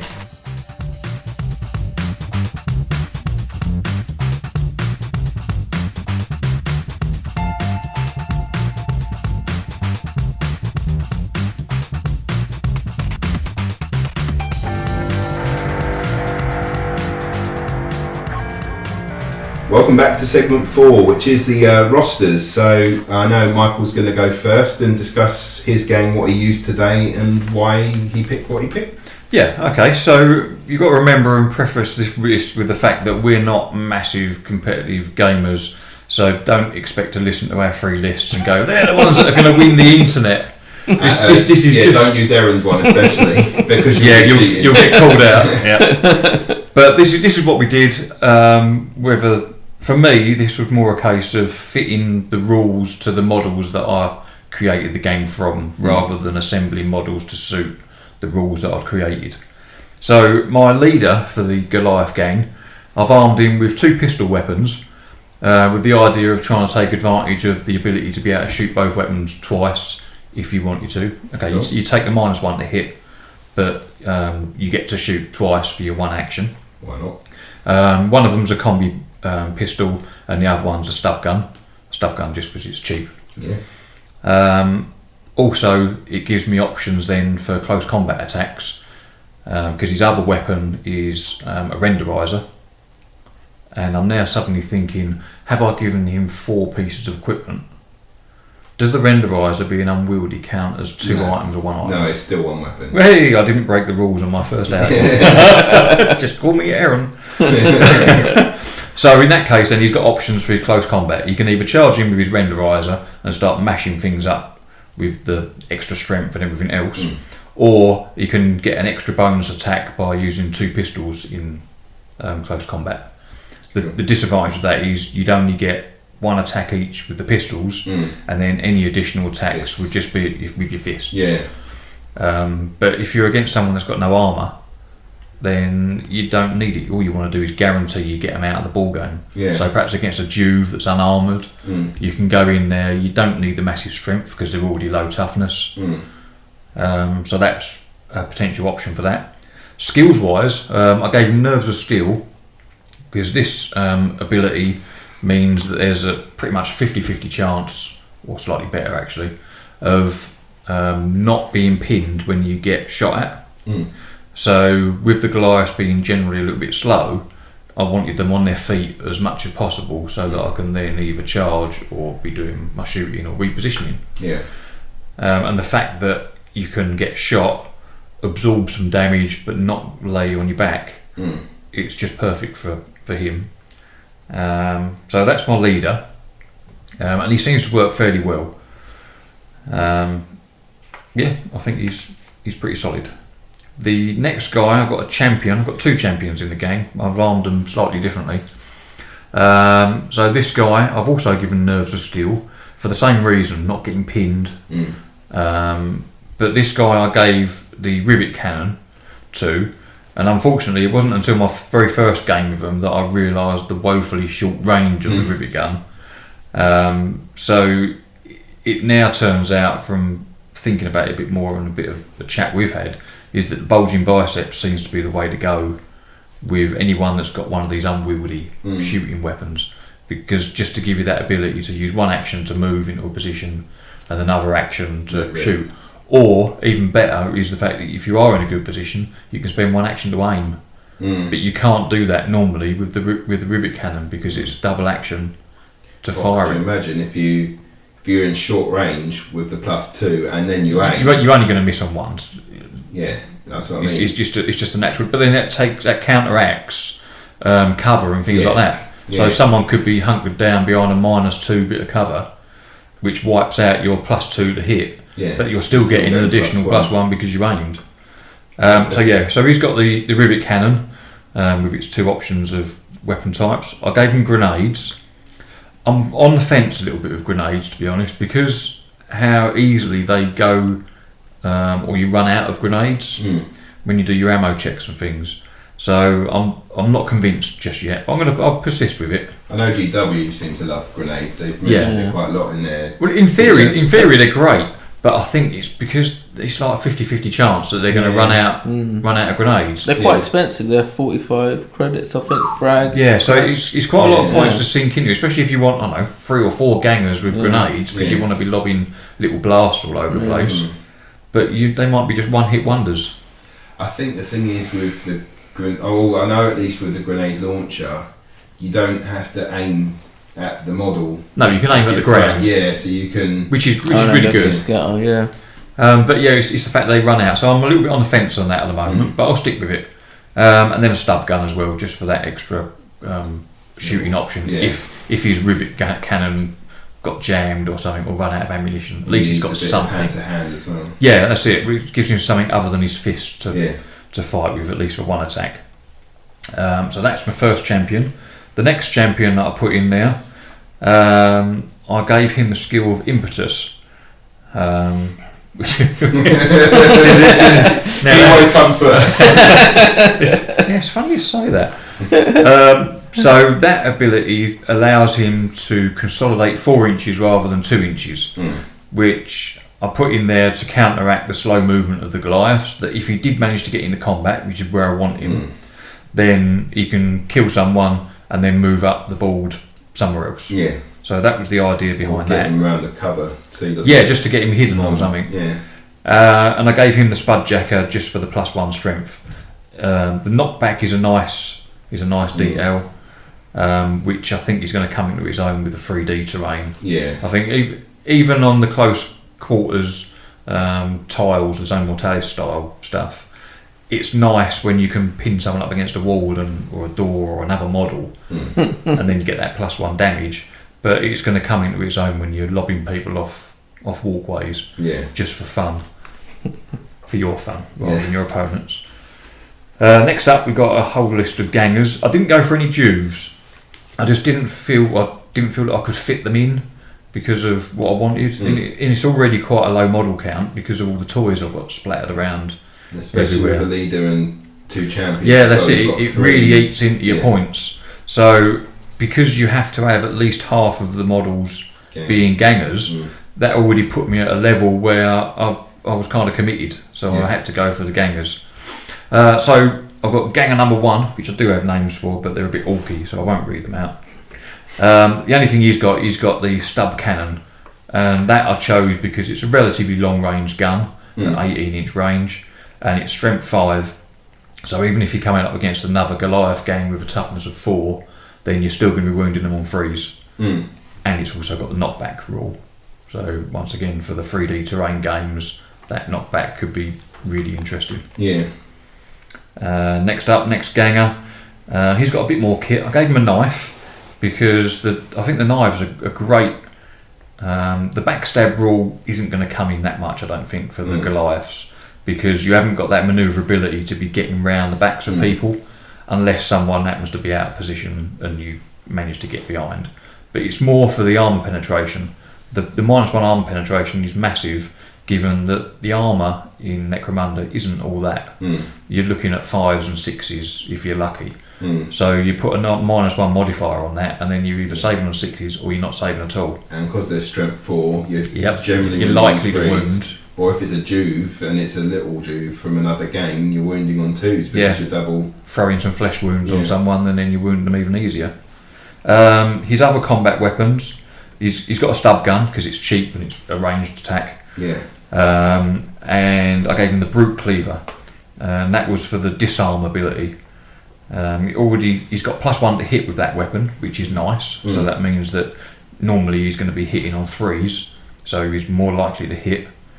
The strength of it is going to be 4, which is just his base strength. It's also got a -1 on the armour, so that's another nice thing. But the disarm means that you could potentially charge into some tooled up mega combat boss of your opponents. Hopefully you need a 6. That's the kicker for this particular ability. Excuse me, so professional. If you can get that 6 on your hit roll, I believe, rather than the wound roll, then they can only make unarmed attacks against you. So they've spent all their money on their power weapons or on their renderizers and whatever else, or their shot whips, and you just completely negated that, and they've got to try and punch you back with their fists. And I think that's really good. If you can get it off, then that's great.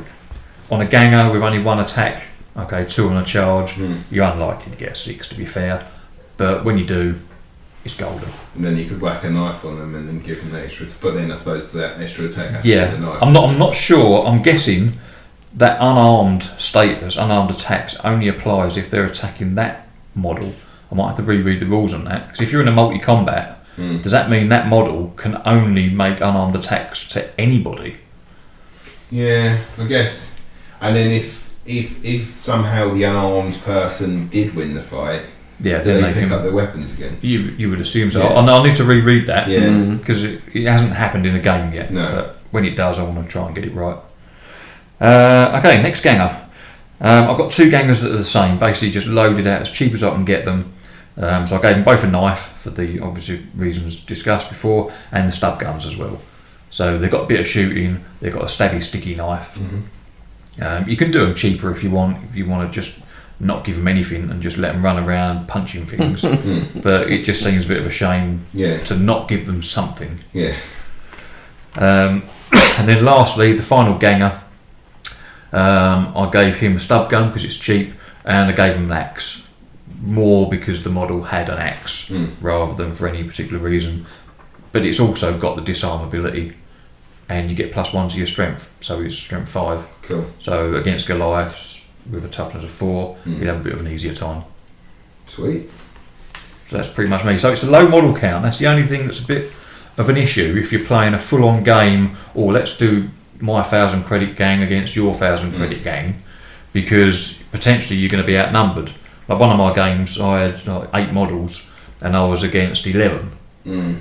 Obviously, those 11 haven't quite got the same kit as what my guys have, but you're easily out-activated, you get out-positioned, and then once one or two of your guys falls over, you then get outgunned and outmanned. Yeah, but then I guess it's the luck of what game you're playing, because like we played where you had 6 players. So, That's it. So I might have had 15 in my game, but it didn't matter because I had to pick 6. Yeah. Yep. So I had 7, so I took away just Yeah, one. just took one guy away. my champion. So it's an interesting fact with the new game. The way they've set it up like that is that you could pick your 6 models and they could be really underpowered, low weapon option guys, whereas your opponent picks all the tooled up guys in the book plus some, and then they level it out with your handicap rule by giving you bonus tactics cards. Yeah. And I quite like that because there's something, if you can remember to use them, then they can throw a real sort of spanner in the works. Yeah. So. Oh, cool. So then, Eren, this yours. So what did I have in mind? So I had 6 guys in mind. So I had 4 gangers, all with combat shotguns. So I thought, go combat shotguns, what they've got in their hands. So I was going for like a WYSIWYG with my Gene Stealer Colt. So I thought, they've got salvo that it does 2 damage. So I'm thinking, even if one of these guys was to come up against like a leader or a champion, you can essentially take them out of the game. And the combat shotguns are 40 points, so they're quite expensive, but they're pretty good. They do knockback, they're rapid fire, so you can essentially get 3 shots off, and if they're doing 2 damage each, I mean you're going to do 6 damage, and I don't think there's anything with that many wounds in the game, but you can essentially pump a guy full of so many shots. They're going to be bleeding, they're going to be knocked down, they're going to be the important thing is to get through. If you can get through the armour with a couple of those, exactly, then you get through the couple of wounds that model might have, and then you're rolling on that injury dice, and that's the one. You might get lucky, but hit a flesh wound, knock their toughness down. So that's essentially what I was going for, just to kind of chip away at these guys. So that was my 4 gangers. I had a leader with a power sword. He was just bare bones. He didn't have any other weapons, so I was just going for just brute strength, hand-to-hand combat. He had berserk and a respirator, so I wanted him to be able to survive any sort of gas attacks. With berserk, that extra +1 attack, which I forgot in our games, that would have helped out quite a bit, because with him charging and getting an extra attack for berserk, that would have been 5 attacks on the charge, and it's got a +1 strength in hand-to-hand combat, so my leader's essentially hitting at strength 5. It's got AP -2, does only 1 damage, but if you can get 3 of those off, you can put a guy down. the other thing as well, not to underestimate, is parry. I know parry. you got that in the game we played.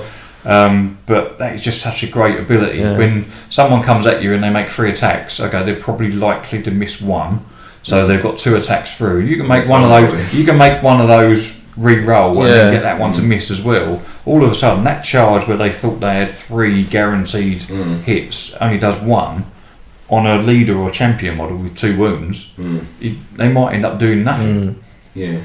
And just to say, Eren asked us beforehand if we were cool with trading trading post, going to the trading post and getting the thing. I say, I mean, I'll discuss it when I talk about the games in my Escher list. Some of them are a bit difficult to make a gang that you kind of want with the models that you sort of have, because we weren't using the GW one, so kind of wanted a sword. I would like a stub gun or one of my Juves. I wasn't allowed to use it on Eschers, and that's why it has the plasma, the power sword. Because he just asked, "Is it cool?" And it's fine.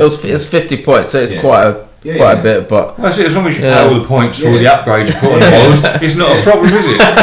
You didn't ask us about the shells, but the power sword is fine with. But I did put a champion on the side. That's very generous of you. I'm sure I put 2 Jews in. So that champion that I put aside, he could have been a Juve, which is what 40 points, or even just not there, or just not there. But then the combined amount of those shells would have been like 4 Juves, maybe 5. 120 points and 120 credits. And the Juve with a stub gun and a basic combat weapon with 30 points. So 4. But we're only allowed to pick 6 characters for this. Yeah. I was Sorry. Yeah, that's why we had the power sword. That's why we had the power sword, trading post. And then I just had a champion with a rivet cannon, and he had true grit, which is he takes 1 less damage from a 2 damage or 3 damage weapon. So he's only got 2 wounds, so if he got shot with a 2 damage weapon, it would have knocked it down to 1. So I wanted that just extra survivability, especially when he's got the big big cannon, and I just wanted him to stick around a little bit. And that was my guys, really. They didn't have any hand-to-hand combat weapons, because I just wanted them to sort of hold their ground and fire away. That was really limiting though, wasn't it? Yeah, it was really hard. Once I got into hand-to-hand combat, if I didn't charge, I was rolling one attack.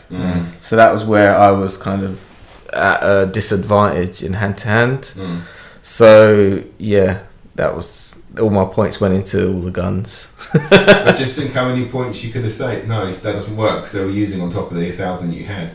But no, like Michael said, though, we'll all be adjusting our lists, because what we thought would be helpful wasn't as we thought, sort of thing. So as you were saying, the bulging biceps, I would have taken that instead of true grits, because there were a few times where my guy was kind of lugging around his gun and not being able to fire, trying to get into like a right position. So there's that kind of teething space where we're kind of testing the waters out. That's all part of the process, I think. Yeah, definitely. Okay, so it's me. I'm the only one who didn't play any of my Goliath list today, but this is the one I'm looking to do when I make my Goliath army.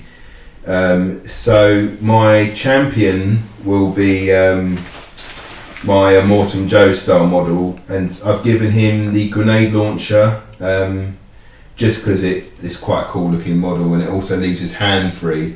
So what I was planning to then do was also give him a renderizer, so he's going to be holding with both hands. He can have the grenade launcher under his arm, but also have the renderizer in both hands, and a stub gun, because I'm giving him bulging biceps, which would then mean his renderizer isn't unwieldy, which means he can have an extra weapon. And also with a grenade launcher, it's with a 6+ ammo roll, could be that he runs out of grenades, so I do need something else with the stub gun as well. I can keep firing, and then also he still has an extra attack for the extra close combat weapon. Then my next champion is the one with the rivet cannon. He's also got a stub gun and a fighting knife.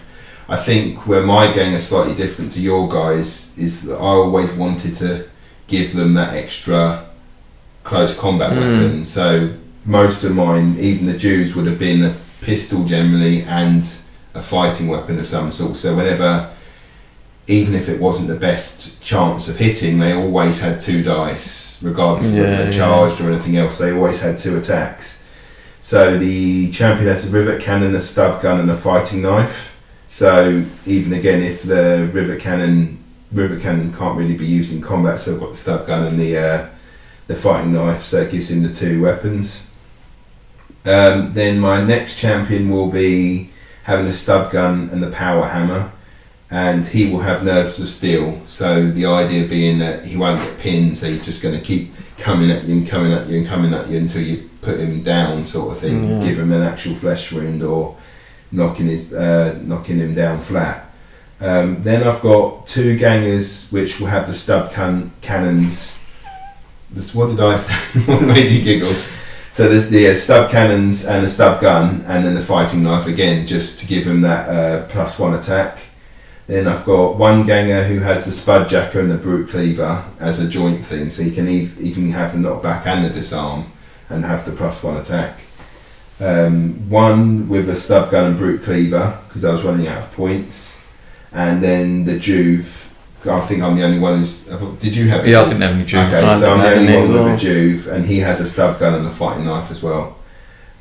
So yeah, that's essentially it. And then I'm going to just continue adding Jews if I ever get to carry on past that. But yeah, all I want, I like the idea of constantly having 2 attacks, especially with guys. If I'm wanting to get them in combat, I don't want to just then get them stuck rolling one. Yeah, that's what I was doing. And it either doesn't hit or doesn't wound, or they make their save, and you're just there for the rest of the game, just constantly punching this guy, and then they might fall down, but it's just a flesh wound, so it lasts forever. So hopefully, if I can double my chance of actually doing some harm, then that was my theory. An interesting rule in the book that I haven't used yet and never came up in our games is the fact that one of the actions is you can retreat from combat. So we never had a situation where we could have done it, but we chose not to, or we'd completely forgotten about that rule. You give an opportunity for your opponent to attack you, but I wonder whether that's going to come into the game a bit more when people start levelling up and get better skills, and you might have someone that just does not want to be in combat at all. Yeah. So you take that chance of getting out, or your stats have gone up to a level where it's very easy for you to be able to get out of that combat. Yeah, because Esches have a really high, I think it's initiative, where theirs is like either 3-ups, or even the Jews have a really, I think Jews are 4-ups, gangers are 4-ups, and then the leaders are 3. Oh no, I'm looking at the Goliaths, but I know the Esches have a better initiative, so which will be for more when their skill tree of being able to jump out. And the sort of elfy style, I'd rather choose when I get into combat, and then I can jump out when I want, and then loads of other people can lay shots into you when I've jumped out the way, sort of thing. But that's essentially it for our rosters, so that's kind of our ideas on it so far, and then if we carry on with our games in the future, we might discuss where we've made little bits of changes. Now will be segment 5, which is Conversion Corner. So if you didn't want the games that come out of the box, what can you use as a possibility instead? So this is the end of segment 4.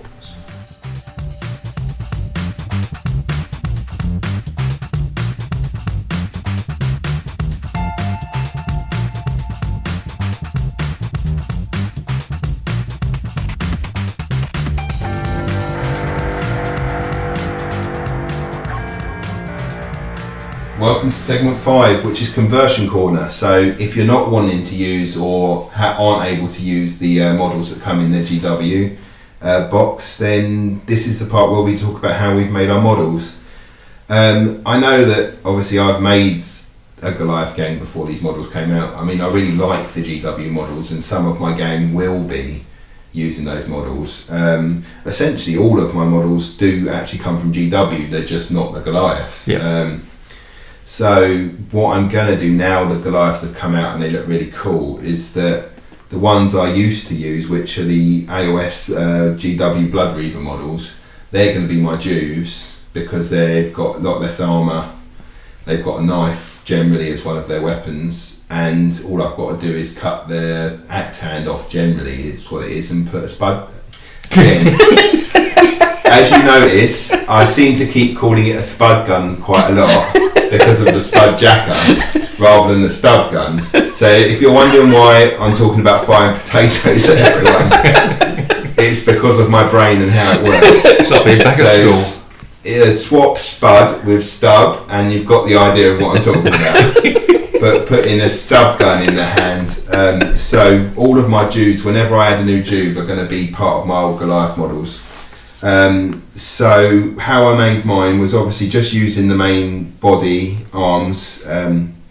The heads, either they were a bit too chaosy or they had a helmet on or anything like that. So I clipped them off and I used heads from, they were from Puppet War, I believe. And then what I did was I just green stuffed mohawks onto them. So what ones were they? The Puppet War ones? They were just the bald, generic bald-headed dudes. And then because apart from Mad Robot, and like I say, I didn't at the time have enough stuff to want to order to then make that the free postage. So I just decided to make mine out of a company where I could get cheaper postage costs. So I just made the green stuff. I made the green stuff head for the Ogren, essentially leader as well. But and then there's the guns I used were from Zinj Industries. I do love that company. They make some really cool weapons. I've got a couple of pictures that I've shown to the guys today, but I know that a lot of them have. Both of you guys know about Zinj Industries anyway. They're at Salute. They make the cool conversion for the tank, the Taurox, that's right. So me and Mike. I've got a feeling that's the company that I bought my kit conversion kit from. You have, and it's the one I definitely bought mine from. I'm sure it was them. But they also have the human sized guns, and then they have the slightly larger orcs size, mutant sized guns as well. So my leader has what I kind of was at the time was a stub gun. Which I'm kind of, if I am going to use that model, I'm going to say it's a grenade launcher. It's so big that it could be the grenade launcher. But if you can go onto the Zinj Industries, they've got loads and loads of cool stuff. The minigun I love, and they have flexible ammo belts. Oh yeah, They're like soft rubbery ammo belts, so you can get that into whatever position you want. It's a really cool idea. And then, so like I said, Mad Robot was another possibility, especially if you're in America. They do make some really cool stuff. At the time when the current Goliaths I have weren't going to be Jews, my Jews were actually Katachan models, because the bare chesty ones, so they're a bit smaller. But now, because the Goliath's so big, then my gang is my old ones are now my Jews. But essentially, people are going to be doing that anyway. I would imagine, with the original proper genuine Goliath models anyway, because they've been out giganticised by the new versions. It kind of makes sense that you can repurpose your old collection and say they are a more basic model. Yeah, they are the Jews. And then in regards to the weapons, I know I've obviously spoken about Zinj, but for hammers, for the big old hammers, Puppet War makes and Max Mini make. Because I know GW obviously make power hammers, but they look like Space Marine power hammers. They don't look like a hammer that you'd smash a rivet in with. Whereas the Max Mini and Puppet War hammers are much more industrial, like the Goliath ones. So if you didn't have the Goliath kit and wanted some hammers, they're definitely sort of big industrial, sort of like they've got the jet power.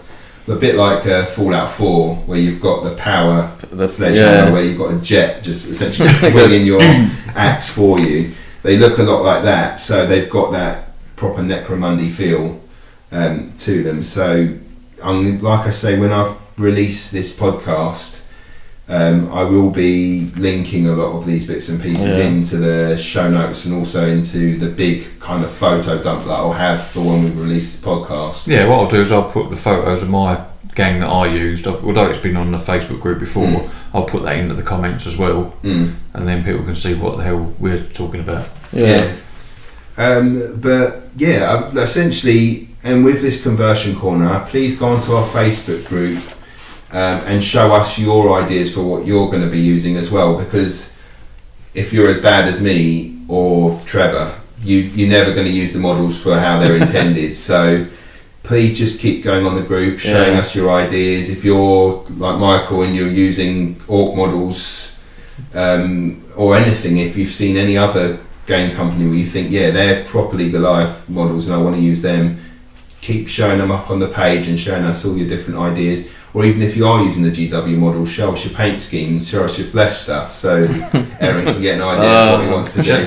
Don't show us your flesh. Yeah, Don't show us your flesh. There's other places on the internet. You don't want to see your fleshy stuff. But talking about the flesh, this was my thing for what I'm going to do. I mean, I kind of am inspired by the Mad Max stuff, but also in regards to the flesh, I've always thought if you're underground, never seen the sun, you should be pretty pale. Yeah, most of my gangs are going to be, I know Dilax obviously are very pale as part of their background, but I think apart from the Goliaths who may want to fake tan it up and bits and pieces, most of my models are going to have a more pale sort of skin tone, because they've not seen the sun, and unless you're too near chemicals or furnace that's going to colour up your skin, you're probably going to be very pale. So that's what I'm going to be choosing in regards to my colour scheme for my skin. It's going to be a lot lighter. That sounds all logical. But for Conversion Corner, that's it. So please show us all your different models. Oh, and before, I just remembered one more thing.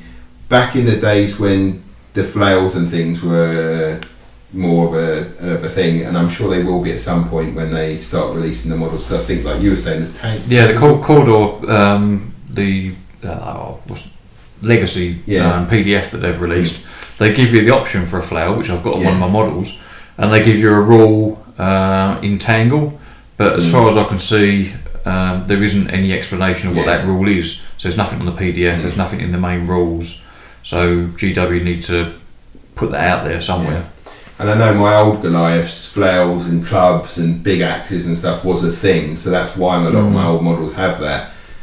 So at the moment, I'm just seeing that as the sort of basic club flail kind of +1 attack sort of essential weapon that's like 5 creds at the moment, until they start showing extra bits. But those I was using if you do see my old models, it's using the Empire Flagellant model flails and bits and pieces, and it's such a great kit because the bodies are used for so many different things, and then you've got the flails that can be used for the glass, and the heads are brilliant. Yeah, there's plenty of spare arms in that kit as well, so you can pick up bits from bit sellers or from other people that have got those kits. Yeah, I think maybe in the next episode I might discuss what do we think are essential kits that we think are brilliant for pulling apart and using for our conversions, because I know I have a set go-to of 5 different boxes that if I was ever going to convert, well, when I do, I'm always going to keep buying those. Yeah. So I was digging around in the Orcs, boys, because I want to create like a junky kind of look with my guys. I'm going to call them Junkions. Anyone ever seen Transformers the movie? I think that's probably 99%. Yeah. Movie. So yeah, they're gonna be heavily influenced by this kind of junkyard kind of look with like really tanned skin. I've been working in the furnaces all day long, so they're gonna have like rubber tires as like breastplates or shoulder pads. They're gonna be kind of heavily influenced by sort of scraps of metal they just find and stick to themselves. So I'm gonna work on that sort of theme. Thank you, because I completely forgot about the Orc kit as well. The knobs kit's got loads of stuff in it. Yeah, it's got the knobs champion is the way I've got my renderizer from that goes on my ogres, and the muscles are just the right size to fit on, and it fits perfectly. But the big old weapons, and they've got the little chain bits and so it's like renderizers and stuff. So we will have an episode where we talk about what are our essential go-to kits when we're going to be converting bits and pieces, which may make sense to do in our March episode, which is the one where we talk about hired guns, because if we're going to be a bit light on releases. Because Escher's will be Jan, Orloc's Feb, and then hired guns, and probably then we'll do a bit about conversions and stuff, and then hopefully I'd have maybe completed that terrain by then as well, so we can discuss how we weather stuff and things on that episode too. Cool. Alright, brilliant. So that's Conversion Corner. So now we're going to get to hear in segment 6 about how Eren dominated everyone with super weapons. So get ready for segment 6.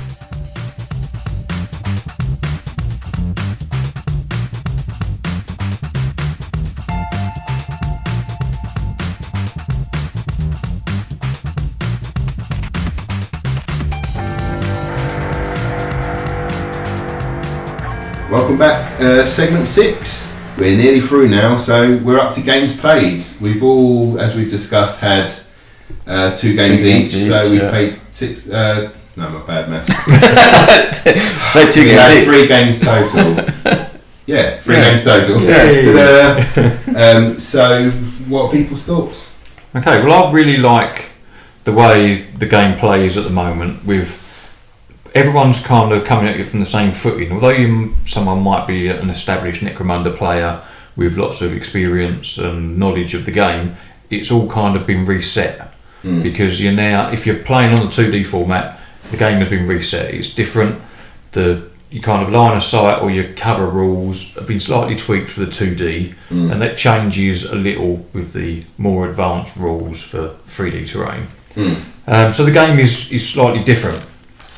Working in a tunnel environment is also very different, because just the layout of the board, it can make your route to get to the other side or to get to your opponent very restricted. So you've either got to go a long way out of your way to try and avoid a bit of danger, or you take a more direct route which might put yourself in danger, whether that be because there's a doorway between you and your opponent and you've got to waste one of your action points to get through that door, which then limits what you can do once the door is open. Whereas when you're playing full-on 3D games, you don't really have that, because everything's kind of open other than the terrain that you can hide behind. But the games have all been good. I've not really had a complete whitewash game where one side has completely trounced the other, but there's been a number of rapid turnarounds. Like, to speak specifically about the game I had with Eren, I charged my Goliath game at his one, so we joined on his side of the table because he was advancing more cautiously so he could do some shooting. I got my leader and 2 other models right in his grill amongst a group of 3 or 4 other models. Tom stepped out to go and take the dog for a walk, and when Tom came back, 3 of my guys were on their back and my leader was out. You killed my rivet guy straight away. I saw that one. Sliced him in half. So my leader's charged in and killed the rivet gun guy, and I'm thinking this is going to go great. Aaron's face has sort of dropped and gone pale, thinking this is game over. You'd gone round the flank as well with your, I think it was your champion or your leader. One, 2 of the other models gone the other way. So Aaron's thinking it's all over now.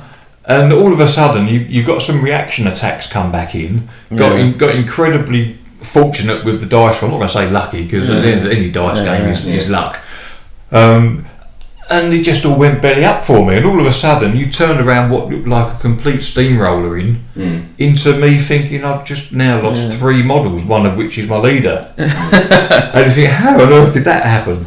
But then we had on our game, it was very similar, where it looked like I was doing okay, and the last guy that you had to move was the flamer guy. He got in, flamed everyone, that knackered a couple of my guys, and then you took the next turn and got to do it again first and flamed them all again, and they had double cooking, and that was like 3 or 4 guys just like, okay, they were there and now they're melted on the floor. It's an interesting thing with the alternating activations.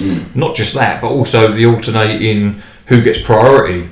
as well for each turn. It makes a huge difference. I mean, getting priority, you could really take advantage of like where you are, and you could really do someone like a lot of harm. If you're stuck out in the open and the other opponent has priority, then you're cooked basically. Yeah. And you can base your play style on hoping and wishing and praying that you're going to get priority. So you think, if I move everyone to that position, if I can get priority next turn, if your opponent's already got the priority token anyway, then you've got an extra chance of getting the priority. If you roll a draw, then you think, now I can really do the because that would have gone whoever what way that went on that particular turn. That either your flamer guy would have had 4 people aiming their guns directly at that one person in the open, or my 4 guys died to death on flames, and it held up on that was who was going to get that turn, who was going to get to blast that off quick. What also helped with that particular flamer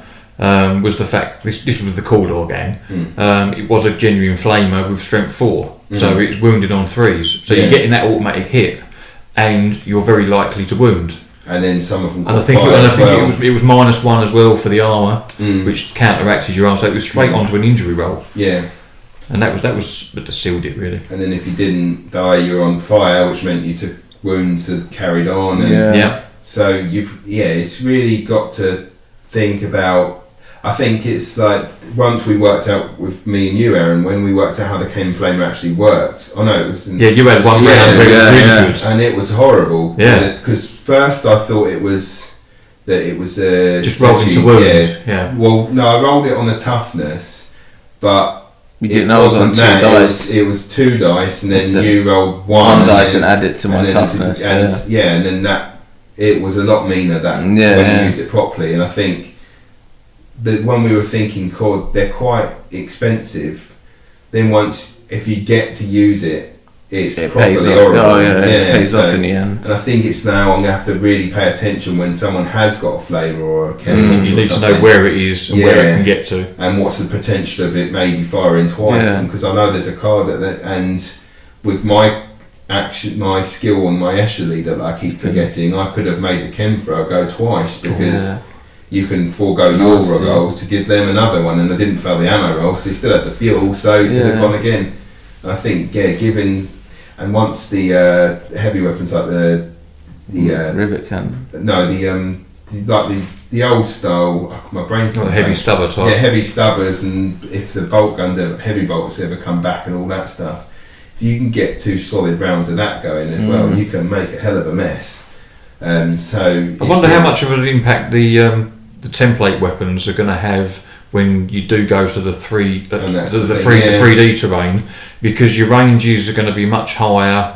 Your opponent's models might not be clustered together quite as close. Like in that tunnels game, in that mission 1 in the rulebook, you've got 4 tiles, and it's a bit of a scrum, so models are quite close together.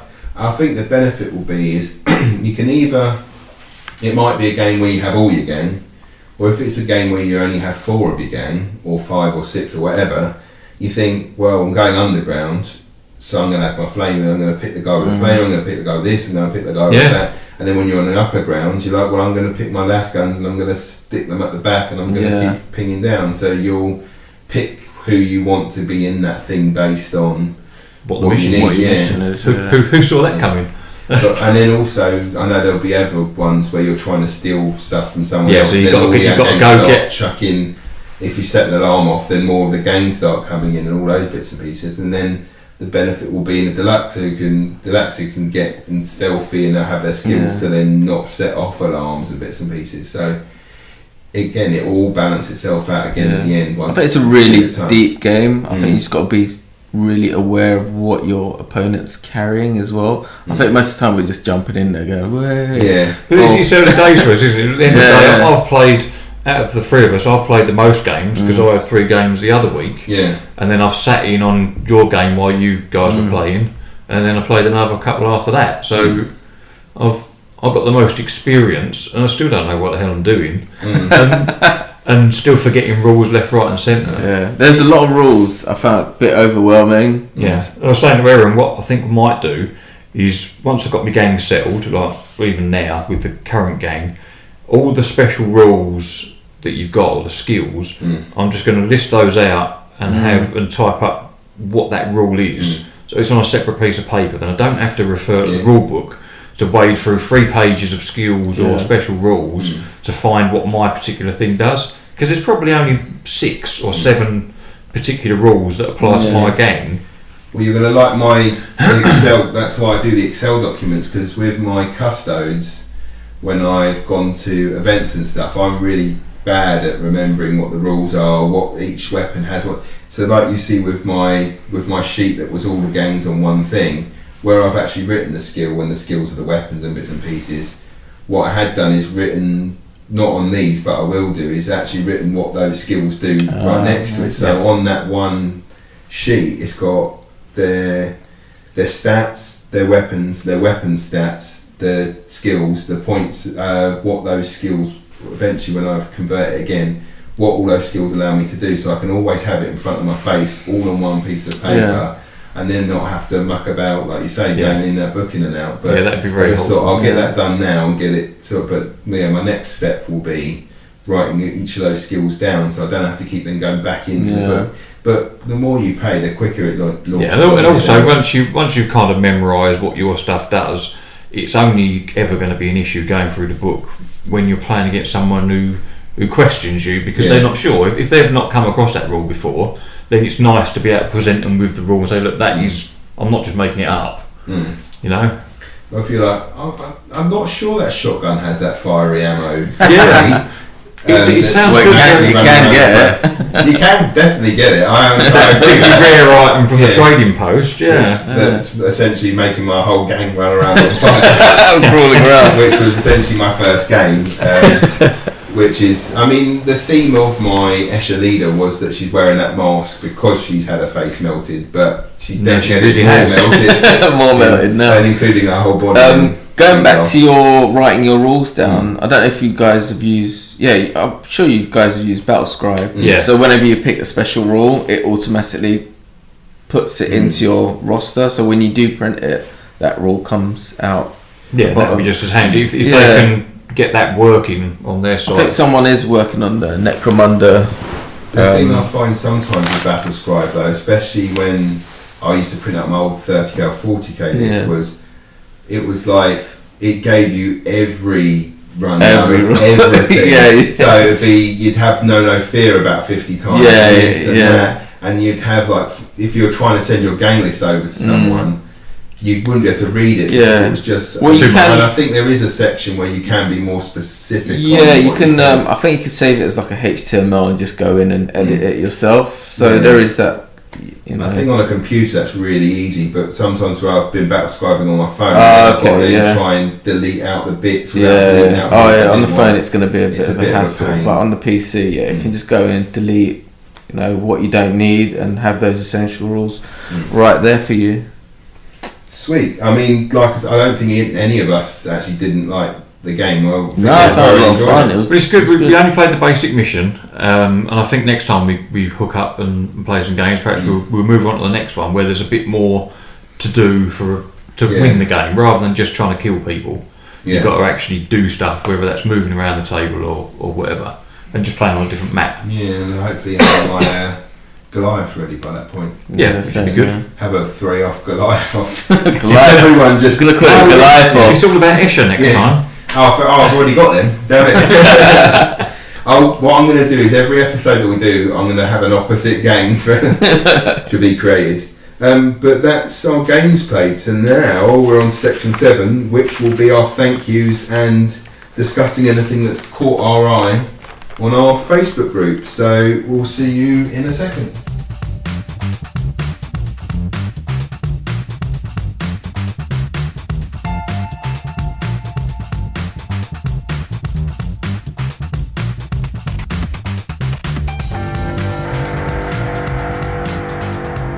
Welcome to section 7. It's the thank yous.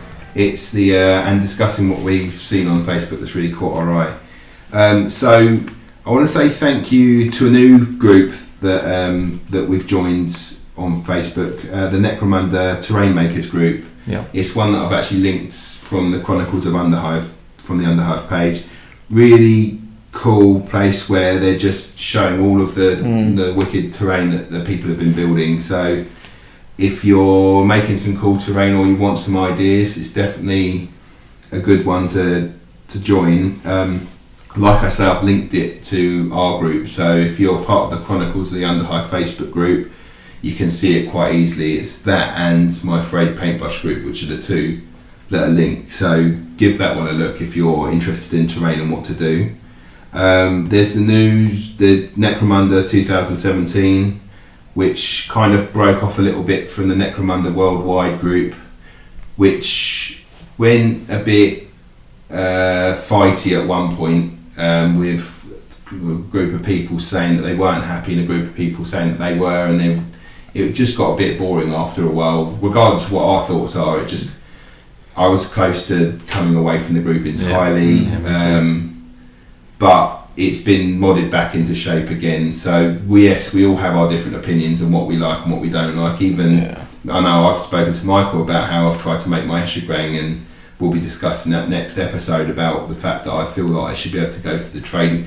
We've all got different views on what we think is good and what's not. Yeah. But it just got a bit backwards, forwards, and someone would moan, then someone would moan about people moaning, and then those people would moan about the moaners that are moaning. And so it just got a bit, but it's got back, and I feel it's settled back down, and now everyone's just starting back to posting. I think one of the things with it's the joys of the internet really, is that some people feel that they have to convince everybody that their stance is the right one. Whereas generally, from a gaming perspective, you've only ever got to convince the person you're playing against that what you want to do is cool and it's the right thing to do. Or worst case, you've only got to convince your gaming group.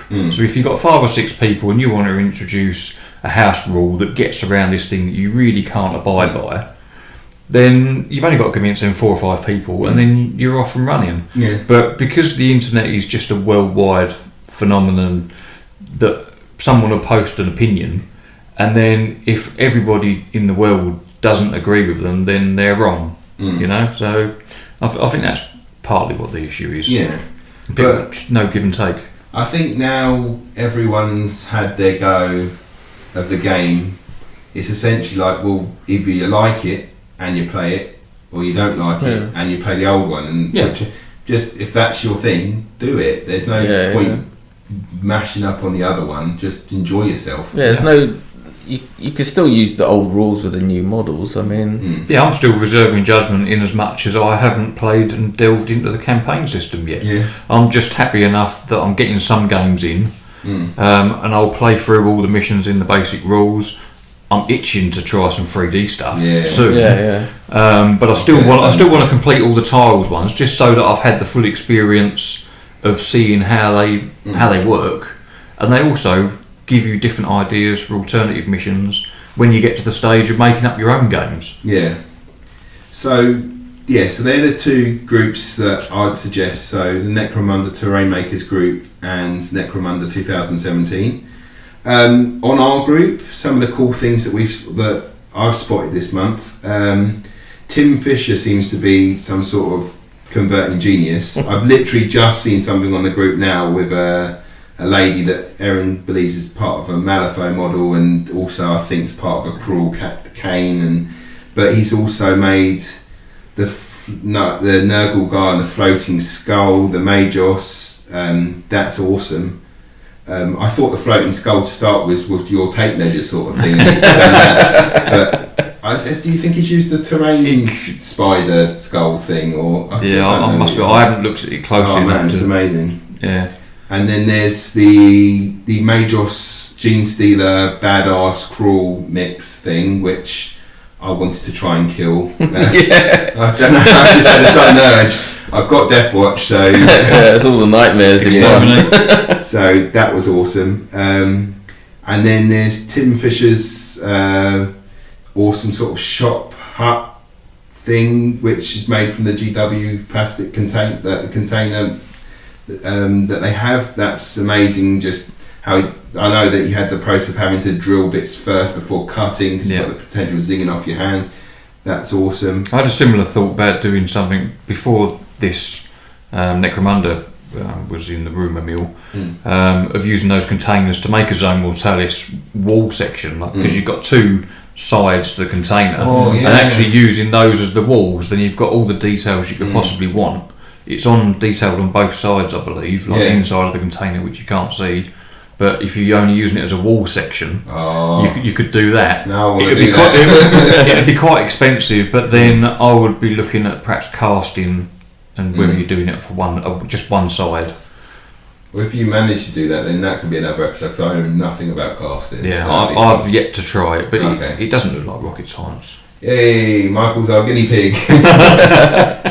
Whole markets, like you're saying about having them all walled market square, like a Blade Runner or something, where and then everyone's shutting their shutters down when everyone's getting the guns out. That'd be wicked.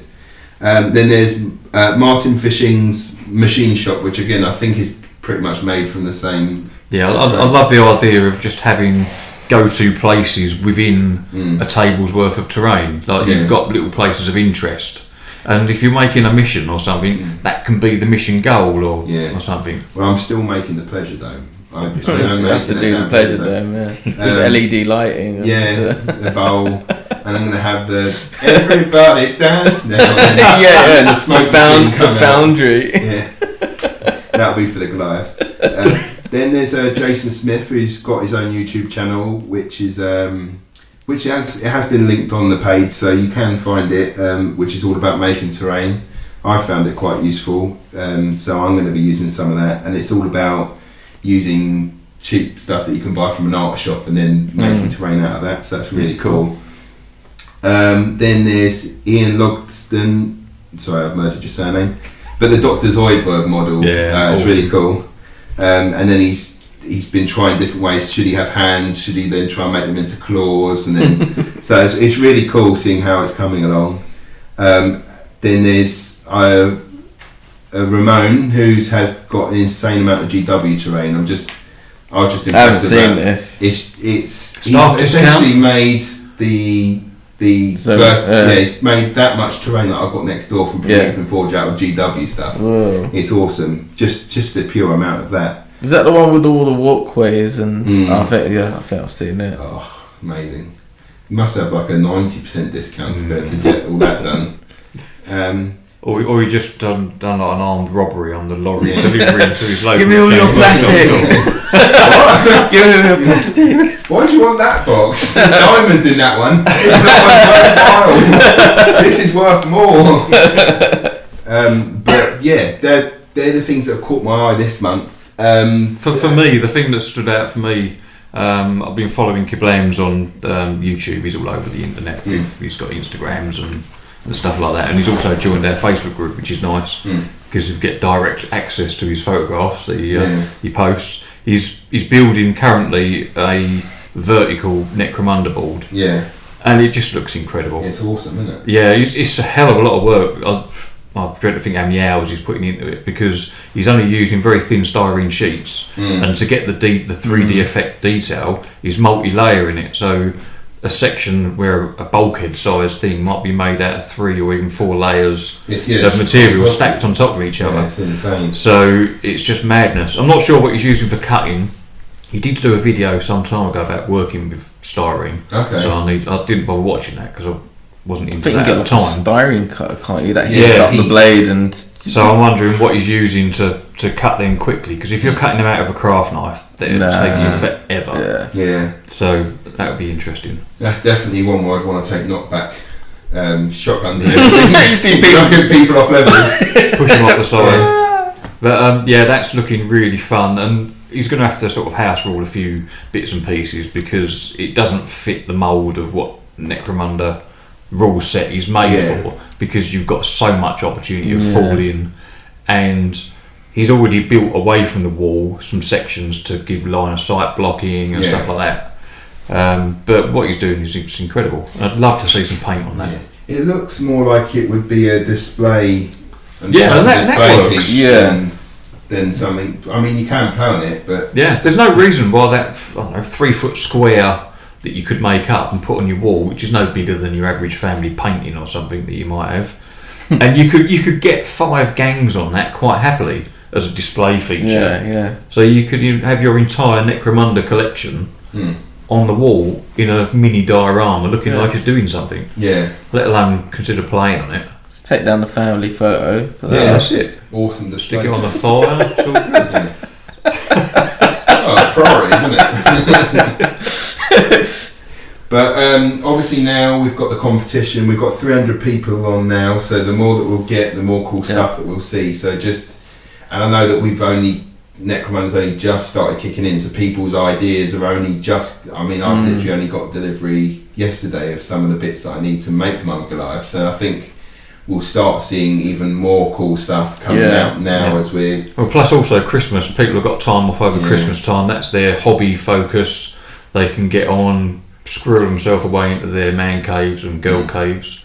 Yeah. And just get building things. Oh yeah, because some of the Christmas people haven't got their box set No, yet. there's that as well, you see. Or what you can do is take your Necromunda present away from the Christmas tree, take it out the packing, repack another box, then you've got your box there, just Well, like an empty box. Just put an empty box. I think they'd notice. What I did was, when I got the delivery, was able to, because it wasn't sealed in plastic, so I was able to open the lid, take out the Escher gang, take out the rule book, put the lid back on, give the wife the rest of the box set. I didn't need that. So it's all there. And she's never going to listen this far into the podcast, or at all. Yeah, but the bonus was my birthday was earlier than Christmas's, so I only had to wait about an extra week and a half before I got the box of the rest of the stuff.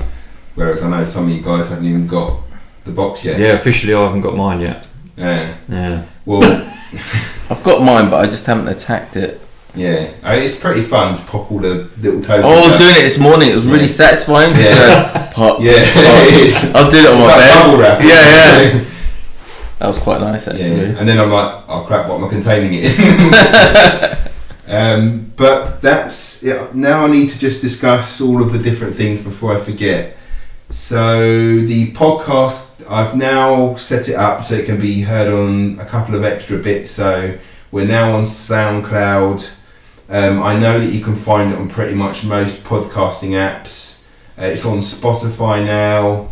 I've also set up a Instagram account, so it's Necromunda Tom, which is a place where all the photos will be, all my photos will be. So I mean, technically I'm posting it on Facebook as well, but if you don't have Facebook or don't like Facebook or barely visit it, then, and you're more of an Instagram picture-y sort of person, jump in on that as well so you can get the photos, and if you don't have Facebook you actually still know what we're talking about.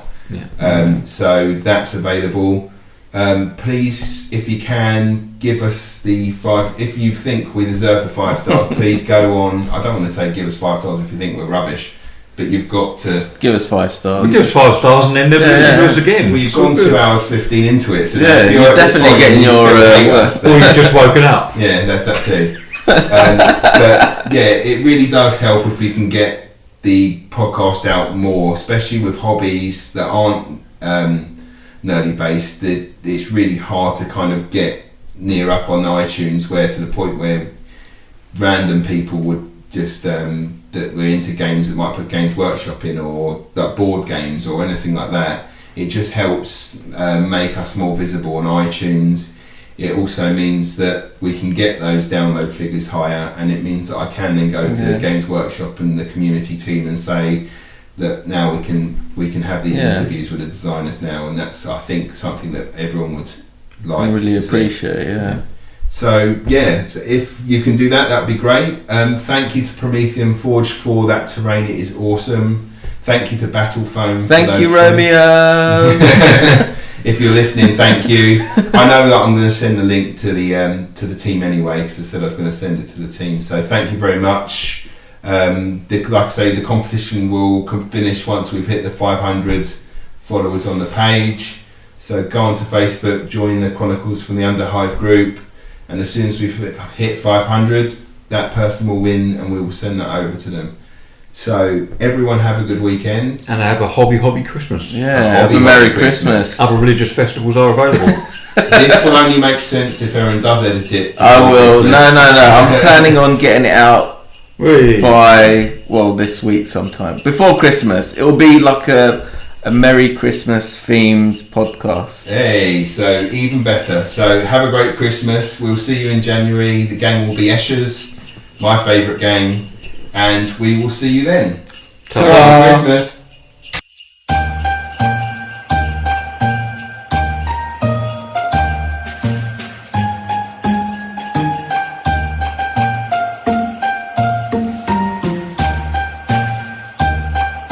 And that was the end of Chronicles from the Underhive, a Necromunda and Post Apocalyptic podcast. We hope you enjoyed it. All the things we talk about in this podcast can be found at the Chronicles from the Underhive Facebook group, where we'll post up links to all of the websites we discussed and the current projects we're working on. Come and join us and post up your Necromunda projects. We hope to see you there, and may you never roll a double on your gambling den.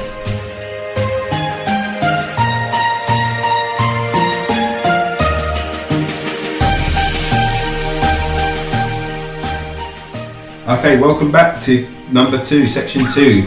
It's you.